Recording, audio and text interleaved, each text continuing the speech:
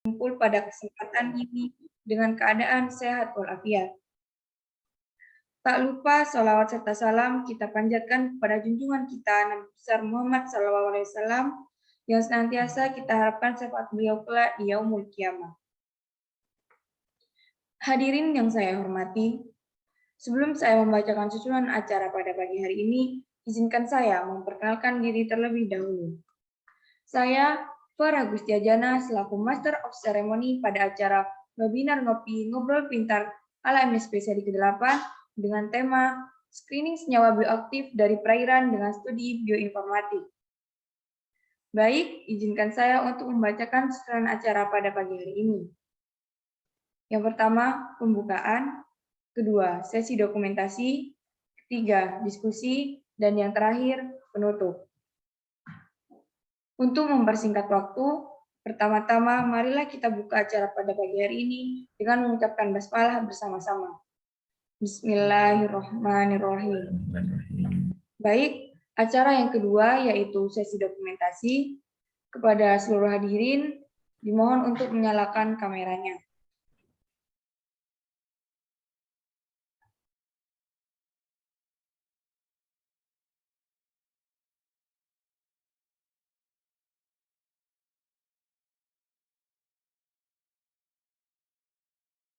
Baik, untuk pada seluruh hadirin dimohon untuk menyalakan kameranya. Di sini ada 3 slide, akan saya hitung mundur.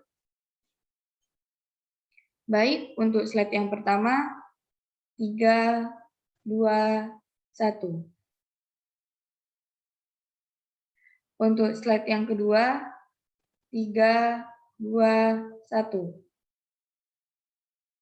Dan untuk slide yang terakhir, 3, 2, 1. Terima kasih disampaikan. Baik, acara selanjutnya pada inti acara pada hari ini yaitu sesi diskusi. Sebelum itu akan saya bacakan terlebih dahulu kurikulum vitae dari moderator.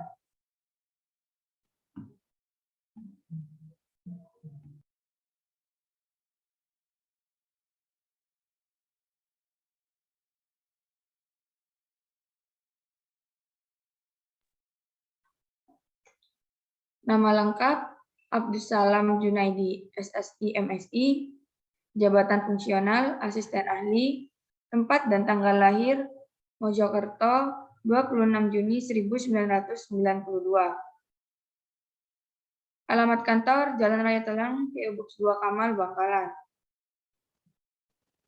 Riwayat pendidikan tinggi, S1 Universitas Airlangga, bidang ilmu biologi mikrobiologi, S2 Universitas Airlangga, bidang ilmu biologi mikrobiologi. Pengalaman penelitian dalam 5 tahun terakhir, yaitu pada Januari tahun 2014, sebagai ketua dengan judul penelitian, pengaruh pemberian kombinasi pupuk hayati dan mikoriza arbuskular terhadap pertumbuhan dan perkembangan tanaman tomat. Pada bulan Januari tahun 2017 sebagai ketua dengan judul penelitian isolasi bakteri indofit, diazotrof pelarut fosfat penghasil hormon, pertumbuhan indol asetik asid dari akar tanaman tomat. Dan masih banyak pengalaman penelitian lainnya yang tidak dapat saya sebutkan satu persatu. Publikasi artikel ilmiah dalam jurnal di 5 tahun terakhir. Judul artikel ilmiah yang pertama yaitu kualitas daging ikan kurisi hasil tangkapan nelayan di Pelabuhan Perikanan Banta, Pamekasan.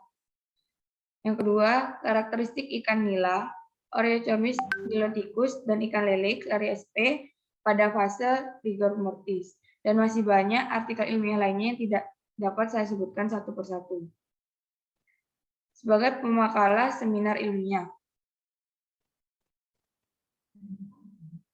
yaitu dalam Seminar Nasional Masyarakat Pengolahan Hasil Perikanan, sebagai dalam Seminar Nasional Tantangan dan Peluang Pengelolaan Perikanan Kelautan Berkelanjutan menyongsong Sustainable Development Goals. Dan masih banyak pemakalah seminar ilmiah lainnya yang tidak bisa dapat saya sebutkan satu persatu.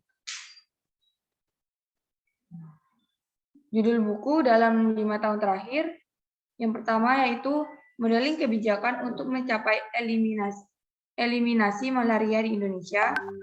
Yang kedua, manajemen induk ayam broiler.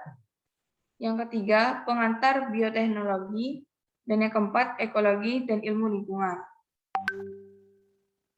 Serta masih banyak lagi pengalaman-pengalaman lainnya yang tidak bisa saya sebutkan satu persatu.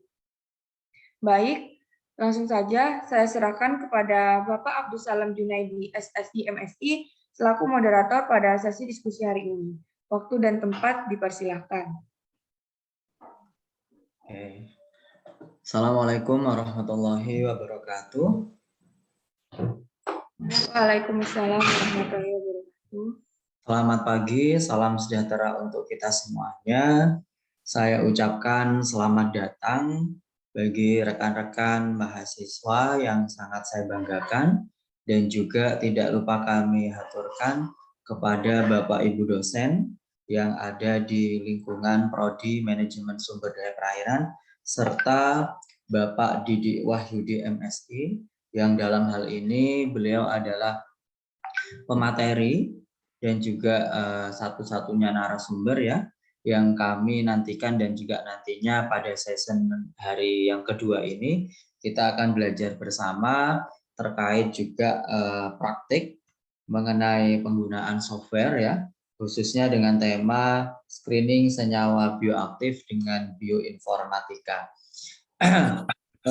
Pagi yang cerah ini tak lupa kami aturkan terima kasih ya, alhamdulillah rekan-rekan kami masih diberikan kesempatan, Anda juga dan kami semua, untuk bisa berkumpul bersama sehingga nantinya apa yang akan disampaikan oleh Bapak pemateri bisa menjadi ilmu yang bermanfaat untuk kita semuanya.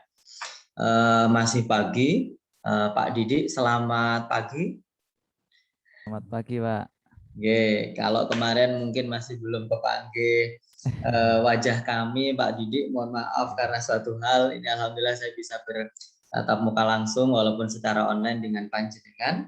Syukur alhamdulillah hari ini bisa berkesempatan untuk membarengi dan juga belajar bersama dengan adik-adik dan juga rekan-rekan mahasiswa MSP, khususnya dalam praktik penggunaan software ya. Di sini sudah disertakan dan juga dilampirkan oleh Mas Mbak Panitia.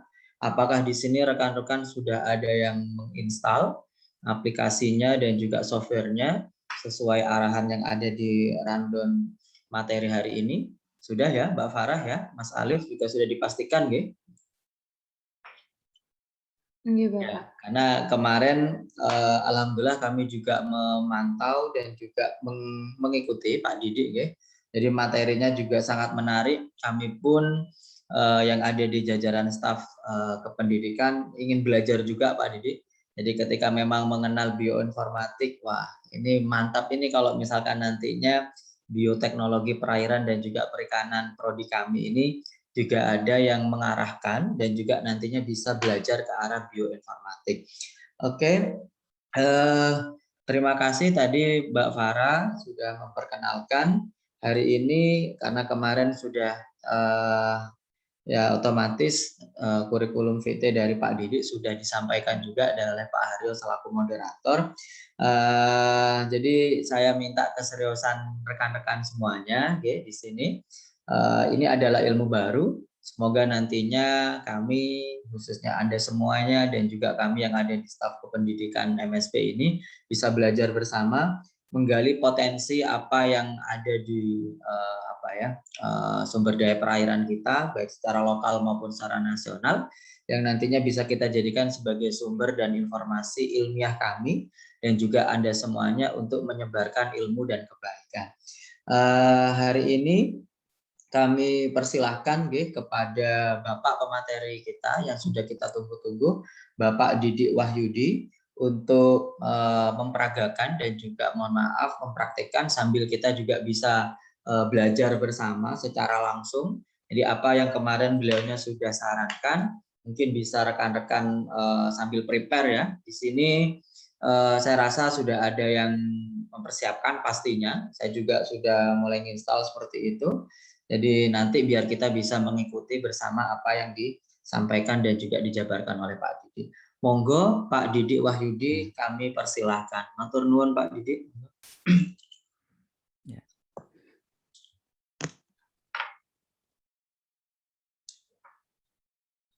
Baik, bismillahirrahmanirrahim. Assalamualaikum warahmatullahi wabarakatuh. Waalaikumsalam warahmatullahi wabarakatuh.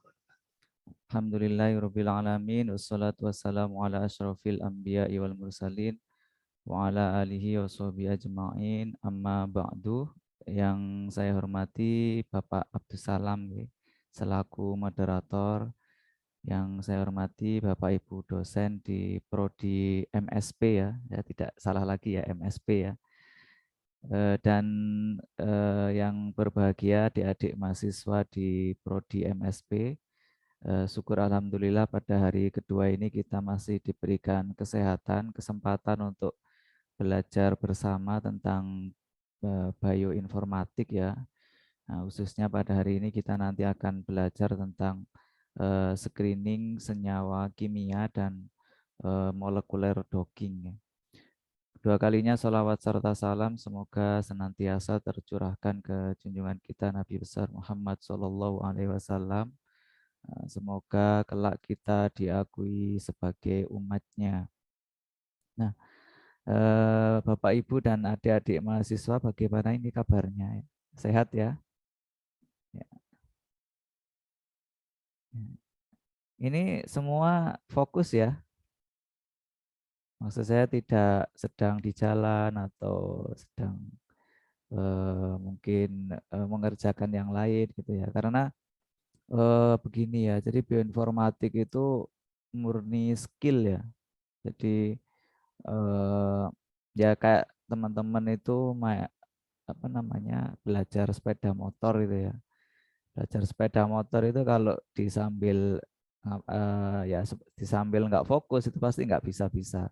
Tetapi sekali bisa itu 5 tahun itu teman-teman nggak usah belajar lagi gitu. Jadi nanti 5 tahun kemudian nggak pernah naik motor itu nggak harus belajar mulai dari awal lagi gitu ya. Nah itu sama ya. Jadi bioinformatik itu skill sehingga eh, nanti saya mohon teman-teman fokus ya, stay fokus untuk benar-benar praktek ya, benar-benar praktek sehingga nanti teman-teman bisa. Jadi walaupun bioinformatik ini mungkin ya tidak mendukung di perkuliahan teman-teman, eh, nanti itu pasti ada gunanya gitu ya. Saya dulu juga juga seperti itu. Jadi sebenarnya topik penelitian saya itu di sistematik ya, di evolusi ya. Tapi ya mumpung dulu itu ya belajar ya, saya belajar saja. Ternyata juga berguna gitu ya. Ketika saya harus ngajar bioinformatik dan kemudian ketika banyak penelitian sekarang itu sudah dihubungkan ke bioinformatik karena memang seperti penelitian tentang herbal gitu ya. Mungkin teman-teman di Madura itu banyak tentang etnobotani herbal gitu ya. Saya juga kemarin penelitian dengan dosen di UIM ya, Universitas Islam Madura itu tentang etnobotani tanaman herbal ya yang digunakan untuk kekuatan itu ya.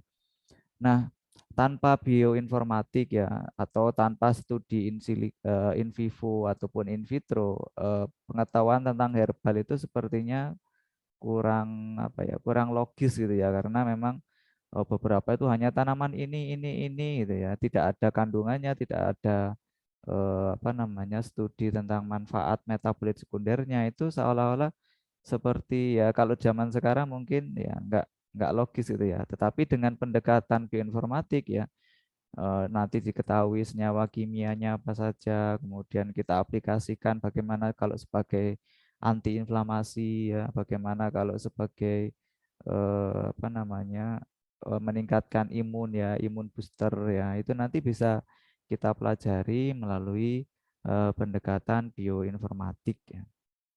Nah, oleh sebab itu saya sangat berharap sekali nanti teman-teman benar-benar fokus dan praktek ya sehingga nanti dapat ya. Nah, setiap kali saya juga itu apa namanya saya sering ya mengisi materi seperti ini itu biasanya memang saya stay ya. Memang apa namanya, saya memberikan materi dan prakteknya tuh lebih banyak ya daripada materinya. Jadi benar-benar memang diusahakan ya memang harus praktek. Nah, kalau teman-teman itu biasanya apa workshop ya, workshop seperti ini itu ya kalau mungkin dulu Pak Hafi atau Pak siapa Haryo itu ya pernah workshop itu di atas 1,5 juta ya, 1 juta biasanya 2 hari sampai 3 hari itu 1 sampai 1,5 juta. Nah, sekarang kan mumpung teman-teman bisa belajar gratis ya, free ya, kita harus maksimalkan benar-benar kesempatan ini. Nah, baik kita mulai ya. Jadi yang kemarin teman-teman sudah nyari apa namanya tumbuhan interestnya atau eh, senyawa metabolit sekundernya. Mungkin boleh open cam ya, biar ada interaksi ya. Monggo, ayo rekan-rekan mahasiswa. Jadi tidak usah Jadi malu ya. ya, Ini belajarnya sungguh ya profesional santai. sekali. Kebetulan ada Pak Didik juga sebagai masternya. Juga didampingi oleh kami, Pak Haryo dan juga saya. Ayo rekan-rekan. Ayo, sudah ada yang mempersiapkan kita tadi. Jadi santai ya teman-teman, nggak ada tekanan, nggak ada apa-apa karena nanti juga nggak ada UTS ya, nggak ada UAS, nggak ada tugas yang harus dikumpulkan dan dapat nilai masuk SKS gitu ya. Jadi santai saja, apa yang belum bisa boleh diungkapkan, nanti apa yang menjadi pertanyaan boleh diungkapkan gitu ya. Nah, teman-teman sudah dapat semuanya atau ada kesulitan tentang web server yang kemarin sebelum kita lanjutkan?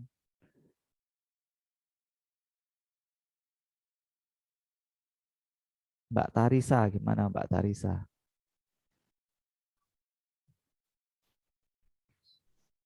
Mbak Tarisa bisa open mic. Sedang dipanggil sama Pak Didik. Bisa, Bapak. Ya, Oke. sudah ya. Eh, tumbuhan interestnya apa? Yang mau dicari di screening senyawanya. Kalau saya, kalau bisa milih ganggang hijau, Pak. Oh ya, kemarin sudah dicari ya di Knapsack untuk metabolit sekundernya apa saja gitu. Masih belum, Bapak. Oh ya. Mungkin ada yang sudah teman-teman sehingga bisa kita praktekkan sekarang. Ayo silakan rekan-rekan yang mungkin kemarin sudah bisa otak-atik. Ayo, Mas Alif, Mbak Tasya.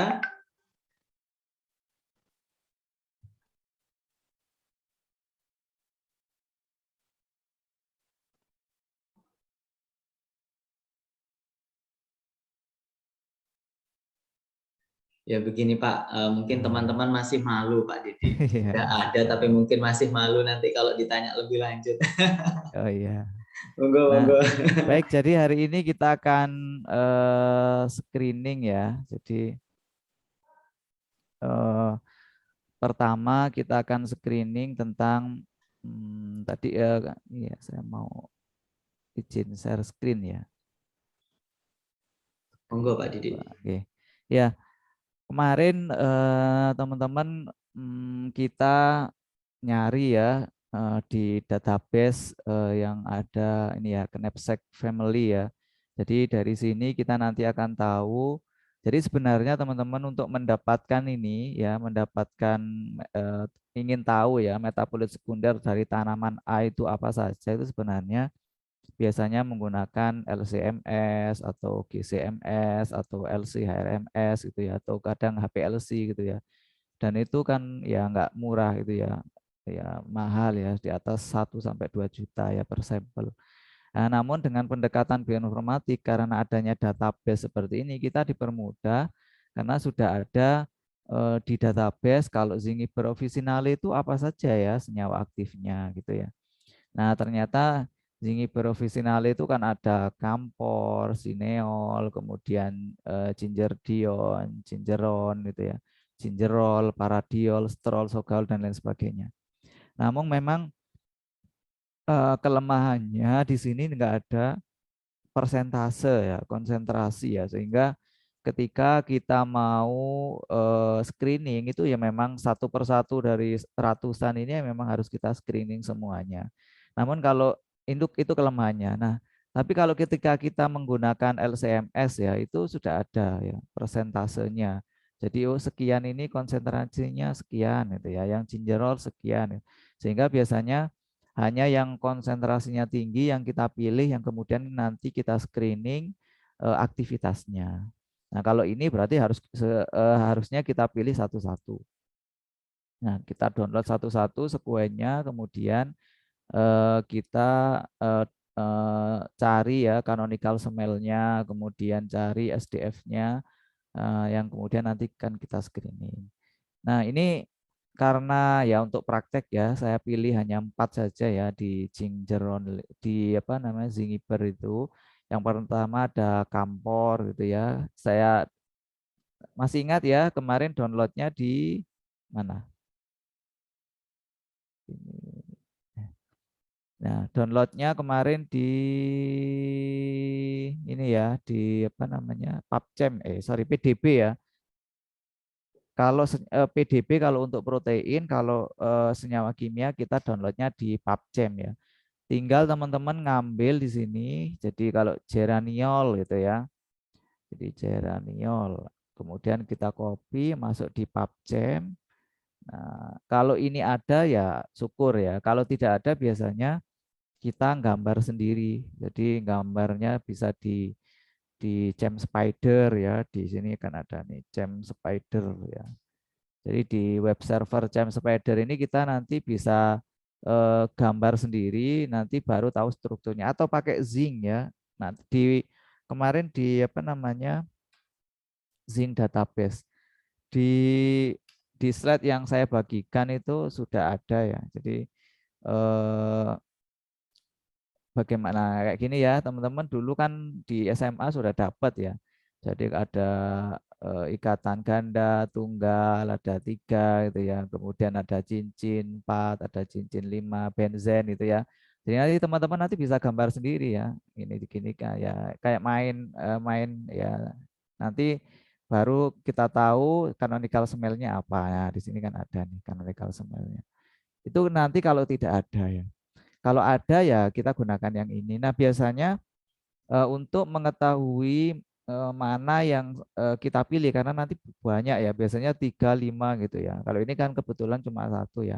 Jadi nanti kita yang hampir mirip ya molecular weights-nya. Jadi dengan senyawa yang dengan tumbuhan yang interest yang kita teliti. Jadi kalau yang tumbuhan interest itu apa namanya molecular weight-nya berkisar di 154, berarti ya benar ini yang kita pilih ya. Jadi nanti kita klik, kemudian di sini ada banyak informasi ya. Ini ada chemical safety-nya, dia korosif ya, iritan ya. Kemudian sinonimnya apa? Ini ada geraniol alkohol, transgeraniol, lemonol, geraniol itu. Kemudian di sini apa sih keterangannya? Geraniol itu ternyata dia golongan terpen ya. Dia tidak golongan polifenol dan fenol dia, tapi terpen ya. Nah, kemudian strukturnya apa? Ya, ini 3D conformernya ya. Teman-teman nanti kalau mau lihat-lihat tinggal klik-klik ini ya. Ya. Jadi nanti kalau ingin tahu yang merah itu ternyata apa gitu ya. Oh, oksigen gitu ya, nanti bisa dilihat. Atau kalau mau animasikan juga boleh. Nah, kemudian di sini ada UPAC name-nya ya, dulu kalau di SMA itu kan ada nama UPAC gitu ya. Kemudian di sini ada nama INSCE-nya ya. Kemudian ada canonical smell-nya. Ini yang nanti kita simpan ya. Jadi canonical smell itu kita simpan, kemudian PubChem ID-nya apa ya, di atas nanti ada PubChem ID. Nah, baru kita download ya. Nah, kalau untuk kepentingan docking itu juga harus ada yang 3D ya, dalam bentuk 3D. Kalau nggak ada bagaimana ya, harus kita gambar. Ya, dengan apa ya? Dengan Zing tadi itu ya. Banyak ya software untuk menggambar yang nanti bisa kita download dalam bentuk 3D-nya. Nah, 3D-nya itu ya yang seperti ini loh. Ini 3D.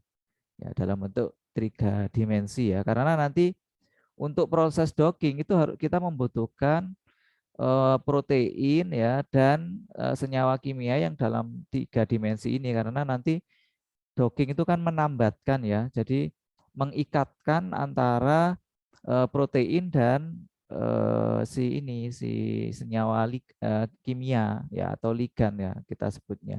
Nah, nanti ikatannya bisa di sini ya, di sisi depan ya, bisa di sisi samping, bisa di sisi belakang sini atau sisi atas atau bisa sisi bawah. Nah, itu tergantung nanti dia mengikatnya di daerah mana. Oleh sebab itu kita membutuhkan apa namanya? File entah itu ligan dan protein yang dalam bentuk 3D. Nah, itu. Nah, pertama kalau sudah terdownload semuanya baru kita screening ya. Jadi karena tidak semua kita dari semua ini kita dockingkan ya. Kalau ini semua didockingkan ya bisa 1 minggu selesainya ya. Biasanya teman di Brawijaya itu yang pakai Yasara ya, yang untuk mengetahui RMSD itu 3 senyawa aja bisa 3 sampai 4 hari. Padahal itu sudah pakai ya hampir superkomputer ya, RAM-nya 16 GB, kemudian Core i7 generasi yang terbaru ya, pakai VGA yang 4 GB itu aja masih minimal 3 sampai 5 hari ya. Komputer stay on sampai 5 hari hanya untuk docking aja. Nah, kalau banyak segini ya bisa 1 bulan ya baru selesai. Kalau komputer biasa nggak mungkin bisa. Oleh sebab itu kita screening ya, tidak semua senyawa ini kita pakai. Jadi nanti memang senyawa-senyawa yang toksisitasnya rendah, kemudian ADME-nya bagus, kemudian memang benar-benar dia aktif sebagai bisa antiinflamasi, antibakteri ataupun antivirus gitu ya. Nah, yang pertama ingin kita lihat ya, kalau penelitiannya antivirus ya, maka kita prediksi dia apa namanya? Ini ya, antiviral compound prediction. Apakah senyawa yang akan kita teliti itu mempunyai aktivitas sebagai antivirus ya, tapi di sini hanya ada beberapa ya. Jadi hanya 26 genus virus ya. Salah satunya ada ini ya. Namun biasanya ya hampir mirip-mirip ya, virus itu hampir mirip-mirip. Jadi kalau mungkin aktif sebagai hepatitis ya bisa saja dia aktif sebagai virus antivirus yang lainnya. Nah, di sini yang dipilih adalah SDF format ya kan. Ini ada SDF format ya. Makanya kemarin ketika kita tadi juga saya sebutkan ketika kita preparasi yang di-download itu yang format SDF ya, yang 3D conformer yang dia format SDF. Nah, ini bisa kita masukkan ya format SDF-nya. Jadi tadi sudah saya download ya. Ini ada Kampor ya, ada Genariol. Kita pilih satu aja ya. Nah, baru kita submit ya.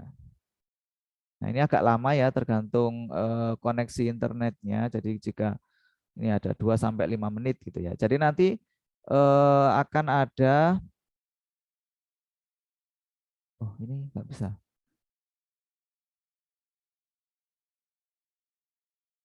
Oh ya, sorry, ini sepertinya Java-nya nggak support ya. Ya, dia harus ada plugin Java-nya ya. Biasanya kalau dipakai apa namanya nggak pakai si Chrome dia bisa.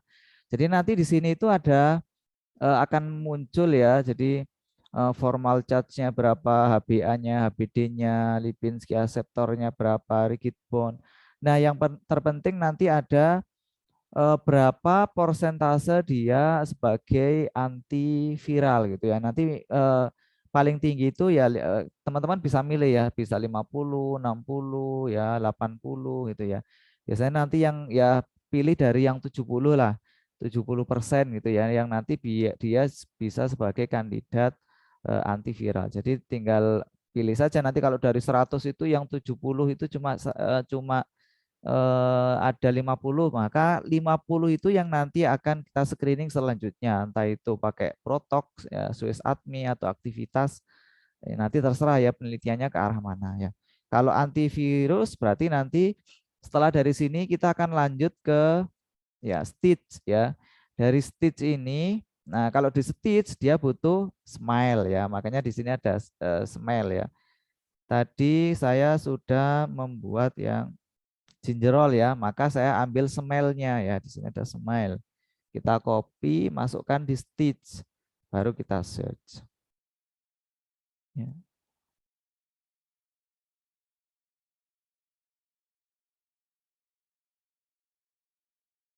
Nah, ini agak lama ya. Nah, ini ya, gingerol ya, benar, baru kita continue ya. Nah, dari stitch ini nanti kita akan tahu dia gingerol itu dia aktivitasnya sebagai apa gitu ya. Nah, ternyata di sini dia belum ada ya, belum ada database-nya. Nanti bisa kita tambah ya. Bisa kita tambah linknya. Bentar, ini sudah pakai.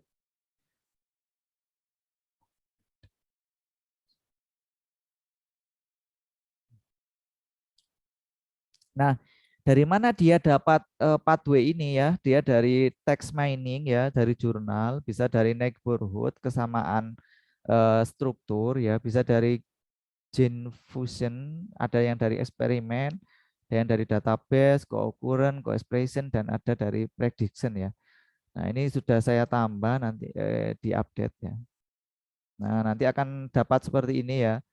Jadi ini aktivitas antara senyawa kimianya ya. Kalau karena ada paradol, gingerol ya, sogaol gini ya. Jadi ternyata nah nanti di sini ada mana legend ya. Ya ini karena tadi yang saya klik di sini itu adalah yang ini ya mana tadi between chemical ya. Jadi di sini si pathway-nya ini apa namanya antar chemical ya. Nah, baru kalau yang di sini ini adalah protein ya. Ini ada PARP1 ini ya, poli ADP polimerase 1 ini ya.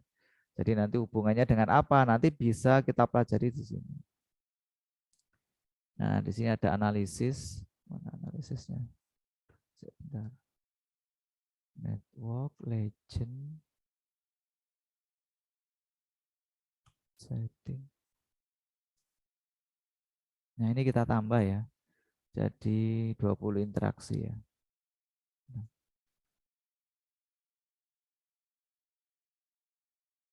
Ya, ternyata gingerol itu dia tidak aktif ya. Kalau menurut database ini ya. Jadi maksudnya dia tidak berhubungan dengan protein di dalam tubuh, dia hanya punyai aktivitas dengan si ini ya, dengan senyawa kimia kerabatnya yang langsung beraktivitas dengan protein ini ya, yang sogaol ya. Jadi ada sogaol ini dengan protein. Kemudian ini ya, sogaol ada 3 protein dia aktif. Ini biasanya dia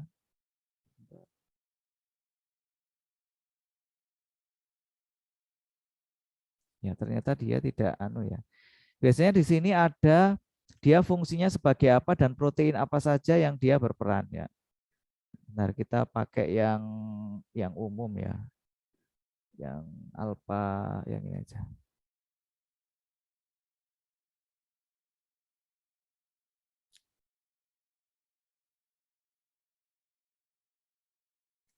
Nah, dari sini mungkin ada yang ditanyakan ya sambil nunggu ini. Boleh sambil diskusi ya.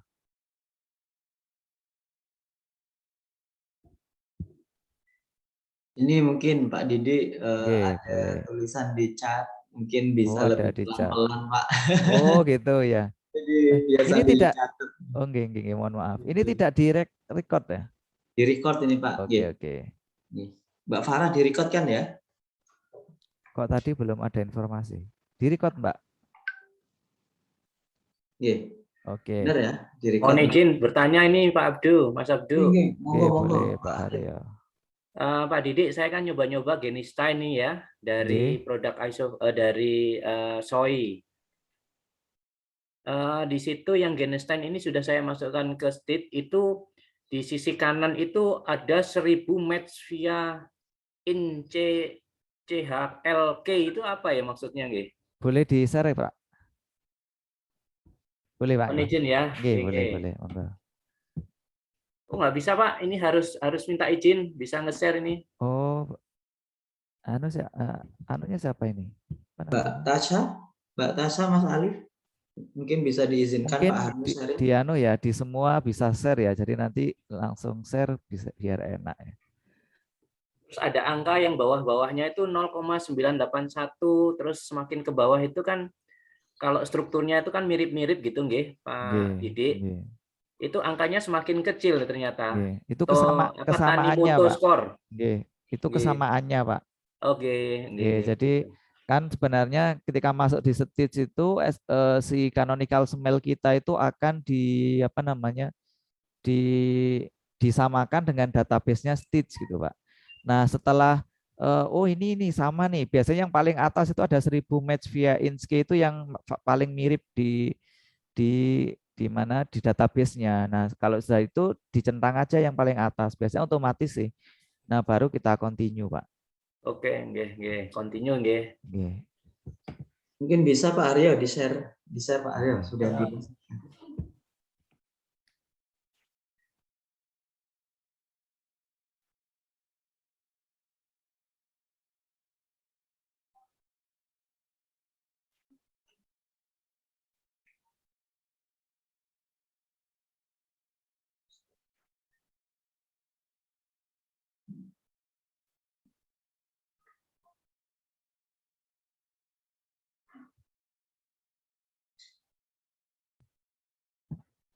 Sudah bisa ya saya ya ikut nge-share. Bisa, Pak. Oke, Oke, Pak. nggih, mohon izin.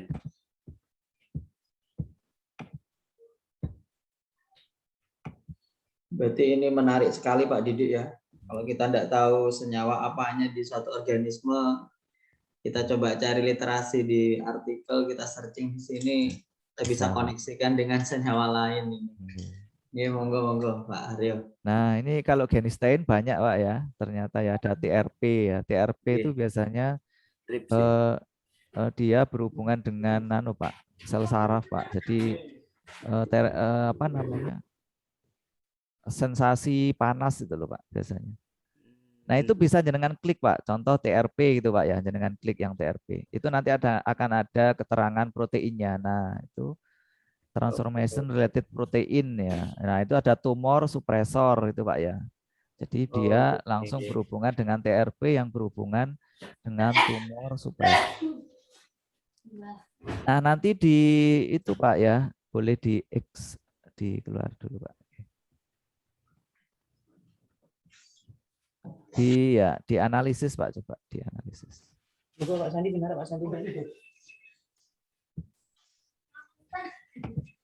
Analisis. Diklik aja, nggih, diklik. Nah, coba ke bawah, Pak. Nah, itu Pak. Contoh jenengan ada cell differentiation itu, Pak ya. Berarti kalau penelitiannya Bapak tentang cancer, berarti kan hubungannya di cell differentiation ya, Pak ya. Nah, jangan klik, Pak. Cell differentiation jangan klik. Yang ini nggih. Ya, nggih. Klik.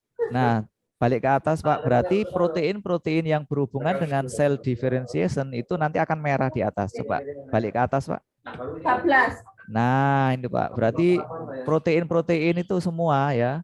TRP1, BTK, SRC, ISR itu dia berhubungan dengan cell differentiation.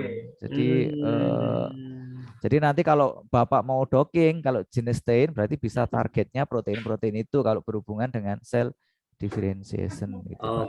Baik.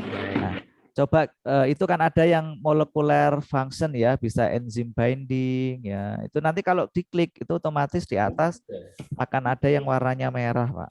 Oh, nggih. Jadi ada estrogen respon gitu ya. Ya. Ya, coba ke atas berarti yang berhubungan dengan estrogen berarti ISR ya. Berarti ternyata genistein itu pada kedelai ya, Pak. Memang biasanya dia untuk meningkatkan estrogen ya. Iya, karena memang kan untuk hubungannya sama isoflavon ini ke arah estrogen, ke osteoporosis lah, larinya kan ke situ, nggih. Biasanya untuk meningkatkan kesuburan nggih, kepadatan tulang itu kan anti osteoporosis, nggih. Nah, berarti dia genistein ketika dimasukkan dalam tubuh dia akan berhubungan dengan ISR1 dan ISR2 gitu. Oh. Nah, itu bisa kita tambah, Pak. Jadi kalau jangan klik more itu, Pak, yang ada more ya. di bawah. More. Nah, diklik aja more itu. Atau nanti biasanya di setting, Pak ya. Di setting. Jadi nanti tergantung kita mau mereaksikan dia 50 nih, itu bisa. Nah, itu bisa tambah banyak kan, Pak ya. Oh iya ini. Nah, jadi nanti kita bisa pilah-pilah, Pak. Jadi dari studi ini saja itu kita bisa jadi jurnal, Pak. Jadi ginestein itu nanti kalau dia sebagai respon hormon, dia protein apa saja. Dia sebagai regulation of cell proliferation, dia pathway-nya apa saja. Nanti kita gambarkan, kita kelompok-kelompokkan gitu, Pak. Nah, itu kan banyak ya, Pak ya. Nah, kalau mau pathway di cancer itu ada ya. Jadi ingin tahu dia ginestein itu sebagai anti cancer itu pathway-nya bagaimana. Nah, itu bisa langsung di Oh yang ini ya, ya. gitu. Itu nanti pathway ID-nya 05200, Pak. Jadi nanti masuk di web servernya KEGG, nanti masukkan aja pathway ID itu, nanti akan muncul pathway yang tentang cancer, Pak. Nggih. Siap, matur nuwun, Pak. Nggih. Nanti kalau ada yang ditanyakan saya tanya lagi, nggih. Ya, jadi Makanya orientasi saya ini ke arah ini, Pak. Kebutuhan sebagai anti osteoporosis karena memang kan dia berfungsi sebagai estrogen begitu, nggih. Ke arah sana yang genistin, dan sebenarnya kan banyak-banyak yang mirip-mirip kayak daicin, terus biokanin, terus dan beberapa jenis yang sudah kemarin itu coba saya eksplor beberapa senyawa turunan dari isoflavon ini yang kuncinya sama begitu. Nah, nanti membandingkannya gini, Pak. Jadi kalau senyawanya banyak, jadi di situ ada ke bawah, Pak. Jadi mungkin dari 5 senyawa sama-sama dia berikatan dengan estrogen reseptor gitu, Pak ya. Nah, Bapak membandingkannya di false discovery rate itu, Pak. Itu kan ada nilai false discovery rate. Jadi semakin kecil nilainya itu semakin bagus, Pak. Oh. Nah, itu kan ada 493 pangkat min 12 gitu ya. Nah, itu dibandingkan yang min 10 berarti bagus yang min 12. Semakin kecil nilainya semakin bagus. Semakin bagus. Jadi ini ada nanti, more ini bisa jadi ada nggak nih? Boleh. Jangan klik aja. Itu nanti lah, itu aktivitasnya, Pak. Jadi banyak kan, Pak ya. Ada sel. Ini ada yang 9.000 tapi lupakan. Kecil kan, semakin ke bawah semakin kecil, Pak. Tapi ada gitu. Jadi aktivitas sebagai, nah itu aktivitasnya, Pak, di dalam tubuh banyak, Pak. Oh, siap. Alhamdulillah. Nggih. Paham sekarang, nggih. Nah, itu yang Stitch database. Jadi nanti biasanya gini, Pak. Setelah kita di Stitch database, jadi protein-protein itu kita catat, Pak. Jadi yang sebagai antiinflamasi contoh. Itu nanti kita catat, mungkin ada TRPP, ada SRC, AKT, TRP53. Nah, baru protein-protein itu yang nanti kita tahu interaksinya di string database. Jadi nanti ada string database, Pak. String database. Ya, coba jenengan klik di situ mungkin, Pak. Ini ya saya kirim di mana? Di message. Jadi mungkin boleh masuk di string database mumpung punya jenengan ada gitu.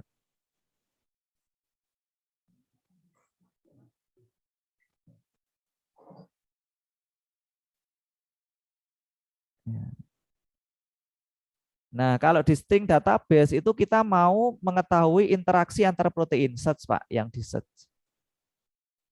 Ya. Nah, itu multiple protein, Pak. Jadi kalau kita mau multiple protein ya, yang itu ada di samping kiri, Pak, ada multiple protein. Nah, yaitu. Nah, kita bisa ngelis, Pak, nama-nama proteinnya. Tadi kan ada ISR2, ISR1 yang punya Bapak itu, kita list, masukkan di situ semua, baru kita search. Nah, dari situ nanti kita tahu interaksi antar protein, Pak. Jadi setelah kita tahu interaksi antara senyawa metabolit sekunder kita dengan protein yang ada di dalam tubuh, baru kita tahu selanjutnya kita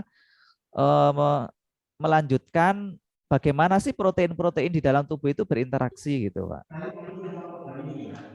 Nah, dari situ nanti akan sama kayak Stitch. Jadi kalau dia sebagai antiinflamasi, protein apa saja. Kalau sebagai anti tumor itu apa saja, itu akan ada, Pak, di situ.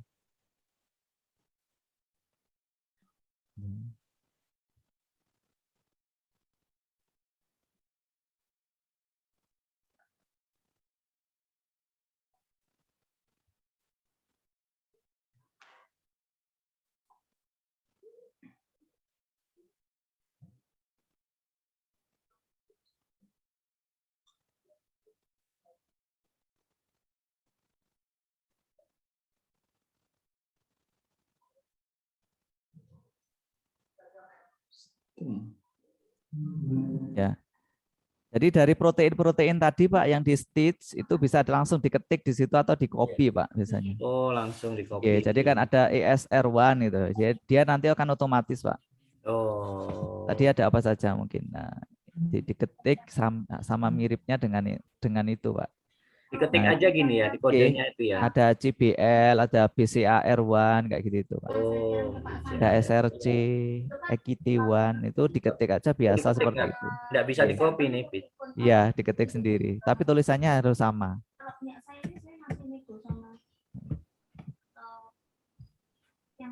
Kalau itu harus banyak Pak proteinnya. Kan jenengan tadi mau multiple protein Pak ya. Oh, siap, siap, siap. Ya, jadi protein yang banyak yang punya kita itu mau kita interaksikan ya. Ini dengan Di enter, koma atau spasi atau pripun nih Pak Didi? di enter Pak, di enter aja. Oh, di enter ke bawah begitu Ya. nggih semuanya ya. Siap, siap, siap. Oke. Nah, itu ada PXN ya, PTK2 gitu. JPL misalnya.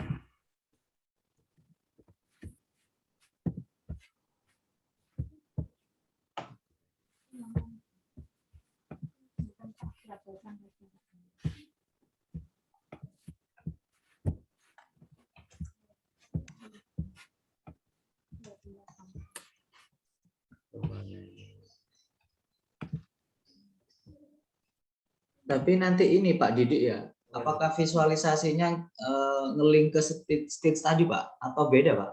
Beda Pak. Beda ya? Iya beda, karena database-nya beda. Kok ke sini?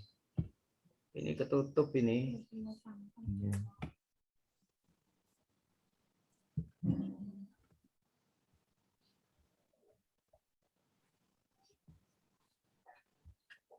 Monggo dilanjut dulu. Oh, Kalau nggih. ada yang mau ini saya tak. Boleh, nggih, boleh. Tutup. Ini ketutup-tutup jadi saya sulitan ngatur. Oh, oke, saya. Nggih. Nggih. Ya mungkin bisa. Oh iya Pak, sudah Pak nggih. Nggih, sampun. Nggih. Bisa ditutup share screen. Nggih. Terima kasih. Sementara itu dulu, monggo kalau Nggih, ada yang mau ya. nyoba dipandu. Alhamdulillah matur nuwun. Oke. Mungkin ada yang lain yang sudah praktek?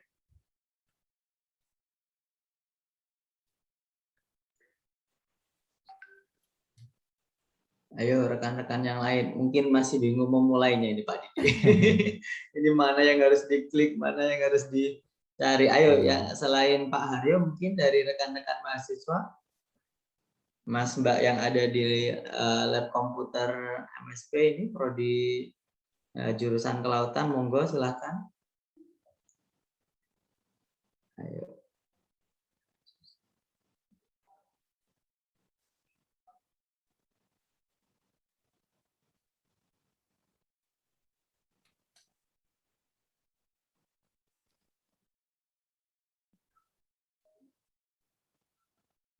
Belum ada ya.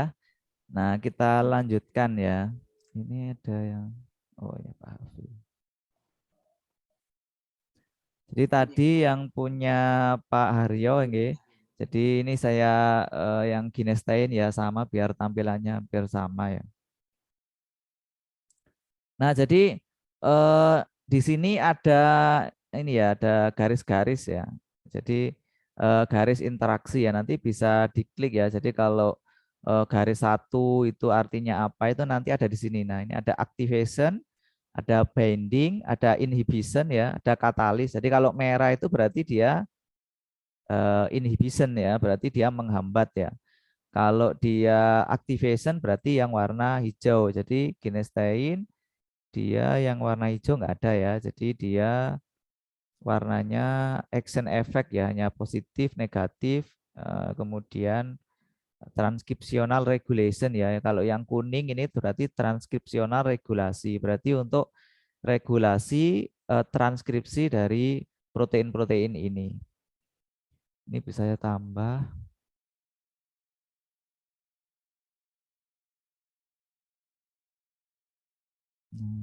Jadi nanti kita bisa pilih-pilih seperti ini ya. Jadi contoh ya, kalau saya mau apa sebagai apa ini ya, cell proliferation gitu ya. Saya maunya cell proliferation nih. Nah, maka biasanya gini, ini kita sendiri-sendirikan gini ya. Jadi yang cell proliferation, jadi ini ya seperti ini kita urai ya. Ini kita urai yang hanya yang protein-protein yang untuk cell proliferation ya.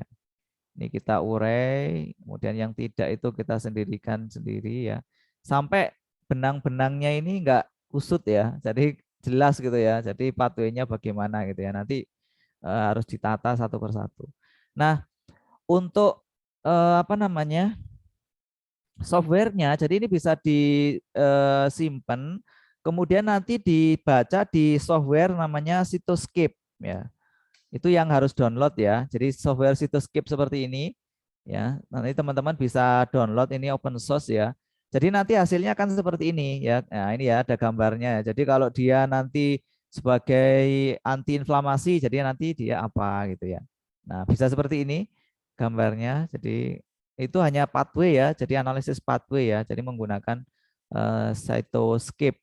Jadi nanti kalau Ginestain kalau antiinflamasi protein apa saja, sebagai apa namanya untuk cell proliferation dia protein apa saja, itu nanti bisa dibuat dianalisis dengan software namanya Cytoscape ya. Nanti bisa teman-teman bisa kembangkan sendirilah. Jadi bioinformatik itu dinamis ya Bapak Ibu dan adik-adik. Jadi perkembangannya sangat-sangat cepat sekali. Jadi bahkan web server saja itu perkembangannya sangat cepat. Yang kita buka saat ini itu mungkin tahun depan akan sangat berbeda gitu ya. Sehingga belajarnya juga harus dinamis.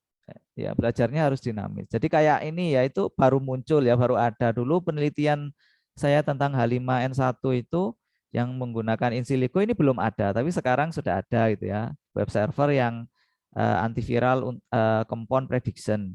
Ya mungkin nanti seiring perkembangannya waktu juga akan banyak sekali ya web server yang untuk prediksi mungkin antibiotik, antiinflamasi dan lain sebagainya. Dan tampilannya itu juga sangat berbeda ya. Berbeda, sangat-sangat berbeda sehingga kadang kita bingung ini dulu nggak seperti ini, kok sekarang seperti ini gitu. Jadi bisa membingungkan. Nah, yang kedua tadi saya sudah ya yang stitch dan string database ya. Itu untuk mengetahui aktivitas ya. Jadi aktivitas di dalam tubuh dia sebagai apa. Yang kedua bisa ini ya, pakai pas online ini harus login dulu ya. Jadi login dulu, membuat nama di situ baru bisa. Jadi harus login dulu. Nah, saya sudah login ya. Sama ini harus menggunakan Smile ya, canonical Smile. Masukkan saja di sini, baru get prediction ya. Mohon maaf Pak Didi, linknya belum dikasih ya, yang pas online Pak Didi? Atau sudah Pak Didi? Pas online ya, sepertinya kemarin ada di itu Pak ya. Ini saya masukkan di chat ya. Di chat. Ya, oke. Nah ini harus aktivasi ya Pak. Harus apa namanya membuat akun ya.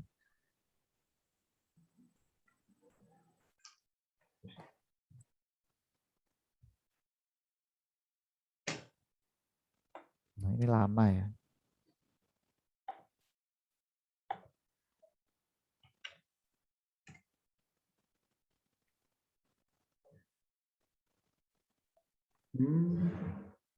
Harus aktif.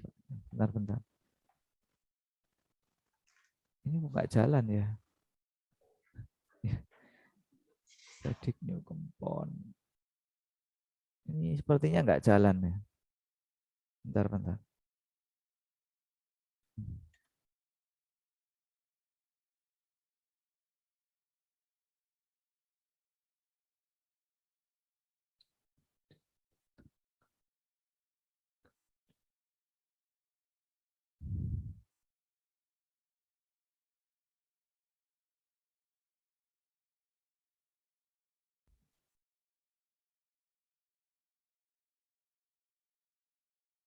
Ya.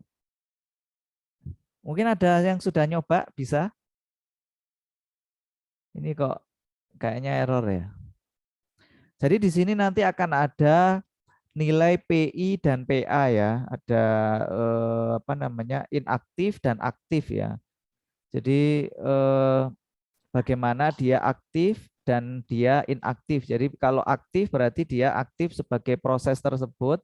Kalau inaktif berarti ya dia tidak aktif. Jadi nanti akan ada tabel gitu yang eh, kalau dia sebagai antiinflamasi gitu, nanti nilai PA-nya berapa itu dilihat di situ. Berarti kalau tinggi berarti memang benar-benar dia sebagai antiinflamasi. Ini kok susah ya.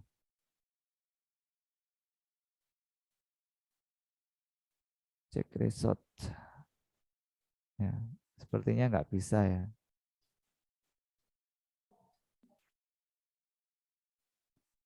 Ini yang contoh yang punya saya aja ya, ini yang sudah. Jadi nanti akan seperti ini ya hasilnya. Jadi ada nilai PA dan nilai PI ya. Berarti kalau senyawa saya itu yang ini ada yang keep to J2 substrat gitu ya. Jadi nanti teman-teman cari, jadi chip 2 J2 substrat itu dia aktivitasnya sebagai apa gitu. Nanti nyari sendiri ya. Jadi ini protein ya, keep 2 J2 itu. Jadi dia berhubungan dengan apa itu bisa kita lihat. Ini kalau dia anti neoplastik gitu ya, berarti kolorektal kanker ya, kanker kolon ya. Berarti senyawa yang saya prediksi ini dia sebagai anti kolon cancer gitu. Nah, ini ada inhibitor dari apa? Ini nanti kita cari nilai PA-nya berapa, baru kita bandingkan antara apa namanya senyawa satu dengan senyawa yang lainnya. Ini ada TNF ya. Berarti kalau TNF dia berhubungan dengan antiinflamasi ya. Ya sebagai antifungal ya. Ada yang sebagai liokotrin ya. Nanti hasilnya akan seperti ini ya. Sepertinya mungkin sedang bermasalah. Ya itulah apa yang saya katakan dinamis tadi itu kadang memang web servernya sedang dalam perbaikan itu biasanya tidak bisa kita pakai. Nah itu ya yang kedua tadi yang pertama ada Stitch database, yang kedua ada ini ya PAS online ya menggunakan ini ya, untuk mengetahui aktivitas dari senyawa kimia yang kita inputkan. Ya nggak bisa ternyata. Ini biasanya kalau langsung muncul di sini ya. Tabel seperti tadi itu ada PA dan nilai PI. Nah, kemudian setelah kita tahu ya, ini sudah kita screening nih. Saya ingin yang studi antivirus itu ya untuk COVID-19. Tadi dari 100 senyawa ternyata yang mempunyai aktivitas antivirus hanya 50 nih menggunakan antiviral prediction tadi itu. Maka yang 50 itu yang nanti akan kita screening selanjutnya ADME-nya. Jadi obatnya itu nanti diminum ataukah dioles gitu ya. Nah, kalau dia diminum maka harus kita lihat ADME-nya. Karena kalau kita minum kan bagaimana toksisitasnya harus kita lihat di dalam tubuh, bagaimana dia kadar terserapnya ya, apakah dia bisa terserap oleh usus kita, kemudian bagaimana ekskresinya, bagaimana metabolismenya di dalam tubuh itu harus kita lihat. Nah, salah satu web server yang bisa digunakan adalah ini yang Swiss ADME ya, jadi absorption, distribution, metabolism, dan excretion ya. Jadi langsung saja kita di sini ya sama ya, ini harus smelnya ya, kalau tidak ada apa namanya tidak punya smelnya ya teman-teman bisa gambar sendiri ya di sini baru kita run ya. Nah ini kayaknya apa internet saya ya bentar-bentar. Berarti ini ya Pak Didik ya, ini Swiss Admin ini untuk mengetahui toksisitas dari ini ya, senyawa yang mau kita screening selanjutnya itu, atau memang ini Pak Didik? Kalau ini nih Pak untuk apa namanya jadi kalau toksisitasnya ini sepertinya nggak ada. Nanti yang toksisitasnya di ini Pak, di protok ini ya. Jadi prediction of toxicity of chemical. Jadi nanti ada nilai IC LD 50-nya, lethal dosis 50-nya di sini. Kalau ini hanya untuk ini ya, jadi ada physicochemical properties ya, molecular weight-nya berapa ya. Kemudian ada lipo Philicity-nya ya. Larutan Lipophilicity dalam itu lemak. berarti kelarutan dalam lemaknya berapa. Ada water solubility ya, ini ada soluble ya, ada moderate soluble. Berarti yang dicari kan yang high soluble ya. Oke. Kemudian ada farmakokinetiknya, ada GI absorption-nya bagaimana ya. Ini ada GI absorption, ada KIP1A ya. Nanti bisa dibaca di sini. Jadi sitokrom P4 itu untuk apa gitu ya. Kemudian ada Lipinski rule ya. Ini jadi drug likeness ya. Jadi di kemarin kan ada apa namanya sebenarnya untuk melihat Lipinski rule itu ada web servernya sendiri ya. Ada Lipinski rule web server gitu ya. Nah ini ya ada Lipinski rule of 5. Jadi senyawa itu bisa sebagai kandidat obat jika memenuhi 5 syarat ini ya. Ada syaratnya. Jadi pertama ada berat molekulnya itu tidak lebih dari 500 Dalton. Kemudian lipophilicity-nya ini log P-nya itu tidak lebih dari 5 ya. Jadi tidak lebih dari 5 lipophilicity-nya. Kemudian hidrogen bond-nya, hidrogen bond donornya tidak lebih dari 5, aseptornya tidak lebih dari 10, kemudian molar refractivity-nya dia antara 40 sampai 130. Jadi kalau dia memenuhi standar ini berarti dia sebagai kandidat obat dia bagus. Nah, kalau di sini Lipinski rule-nya dia null violation ya. Jadi untuk mengetahui dia drug likeness, dia semacam obat ataukah tidak, itu ada banyak ya. Ada Lipinski rule, ada Gauss, Weber, Egan ya. Ini kan ada nih ya. Ada banyak. Jadi kalau dia nanti itu memenuhi Lipinski rule tapi secara standarnya Gauss tidak memenuhi, berarti dia tidak lolos gitu kan. Ini kan ada ini, kalau Gauss dia molecular weight-nya berkisar antara 160 480 ya. Beda cara ya, beda standar antara Lipinski, Gauss, Weber dan Egan. Jadi kalau Lipinski null violation berarti Gauss yes, berarti senyawa yang dipakai ini genistein ini dia drug likeness-nya bagus. Berarti dia memang mirip senyawa obat gitu ya. Tinggal nanti kita lihat farmakokinetiknya ya, ada GU absorption bagus nih. BBB permanennya no ya, substrate-nya no, berarti yang penting biasanya di GI absorption ya. Kalau ini nanti hanya beberapa yang kita pakai ya, namun beberapa biasanya tidak kita pakai. Dan water solubility ya, di sini ada kelasnya berarti dia soluble, ada yang moderate soluble. Biasanya nanti ada high very soluble gitu ya. Berarti yang paling bagus yang very soluble. Ya, ini ada medicinal chemistry ya, dia PAN-assay-nya ya. Jadi nanti teman-teman bisa baca ya masing-masing ini ya, ada PAN-assay interference structure itu artinya apa, itu nanti bisa. Lead likeness-nya bagaimana, itu bisa dibaca masing-masing ya, biasa sendiri-sendiri ya. Dicari sendiri-sendiri maksudnya. Nah, dari sini ada yang mau ditanyakan?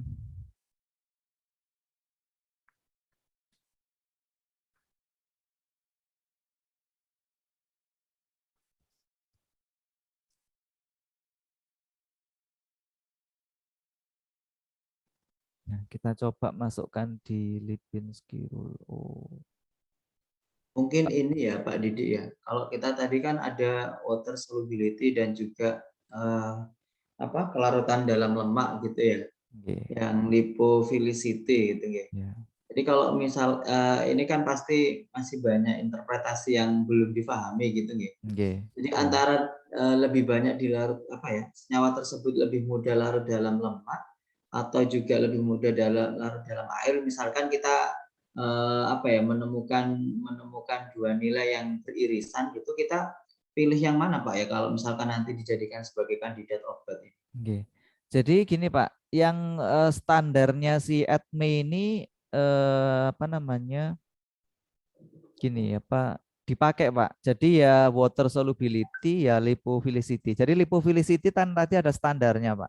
Yang 5 jadi tadi Pak. Dia tidak lebih dari 5 gitu. Ada nilainya. Jadi kelarutan dia dalam lemak itu ada nilainya. Semakin tinggi dia juga semakin jelek gitu. Nah, di water solubility juga seperti itu. Jadi ada very soluble, ada yang soluble saja gitu ya. Nanti kita bandingkan antara senyawa satu dengan senyawa yang lainnya itu yang nilainya lebih tinggi yang ini sesuai ini ya. Yang paling sesuai dengan ADME ini yang mana? Nah, itu yang nanti akan kita uji selanjutnya, Pak. Ya. Biasanya ini sudah ada di sini, Pak. Jadi kalau dia ini akan rangkumannya di sini. Jadi kalau dia masuk di zona yang pink ya, itu dia paling bagus, Pak. Ya, ini kan yang jelek di insaturation-nya ya, Pak ya. Dia keluar ya nilainya. Biasanya harusnya di dalam semuanya. Nah, berarti ini yang insaturation-nya kurang bagus gitu, Pak. Ya. Siap. Iya.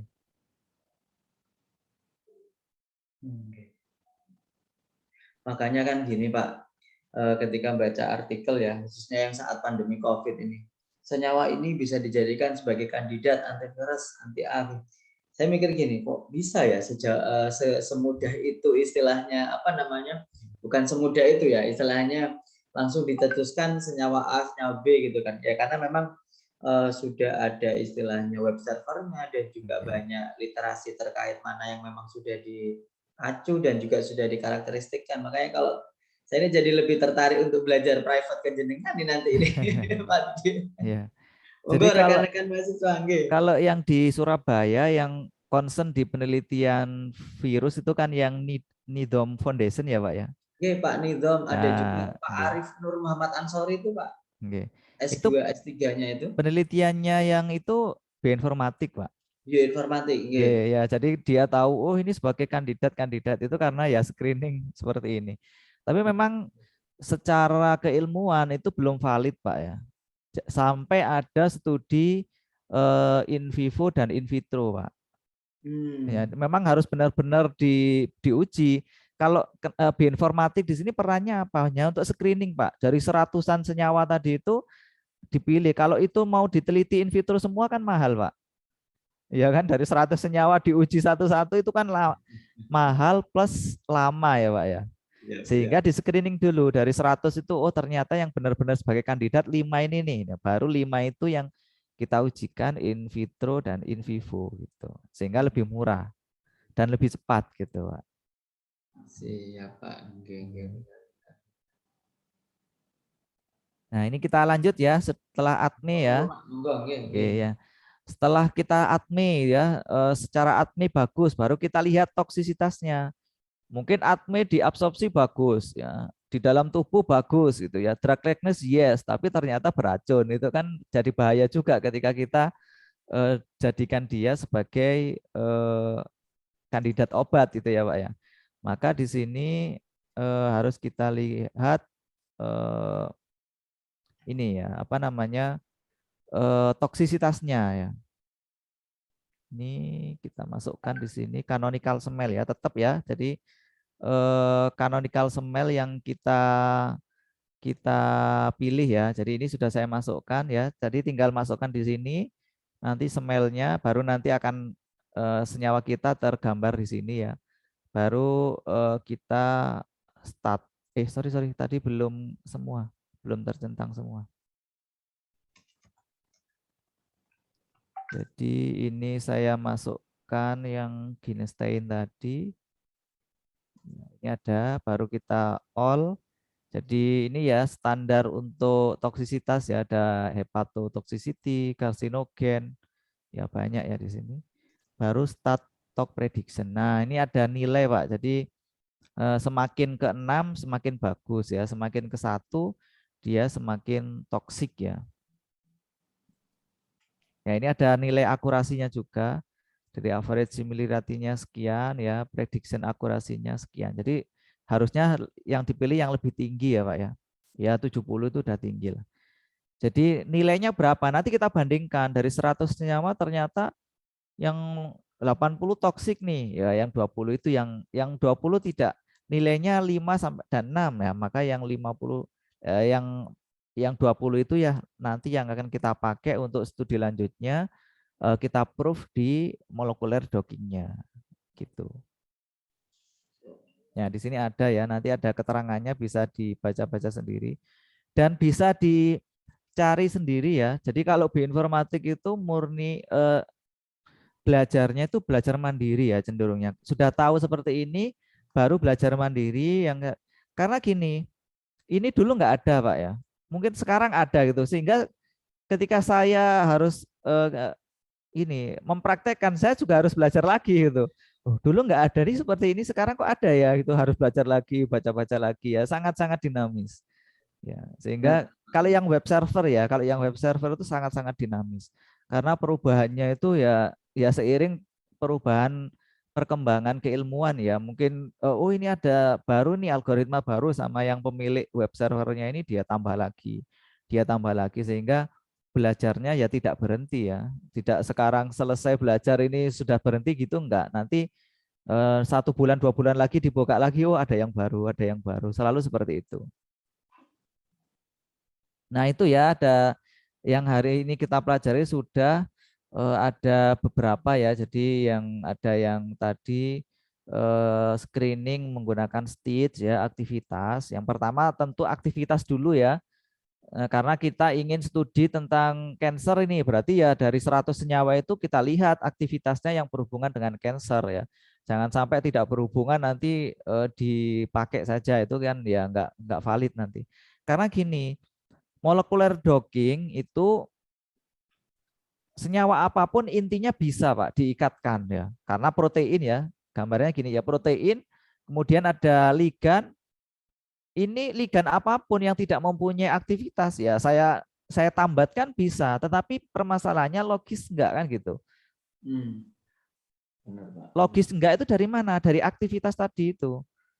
Jadi oh udah kok saya uji nih, ada memang dia aktivitasnya sebagai anti cancer atau anti proliferation cell gitu ya. Baru kita dockingkan.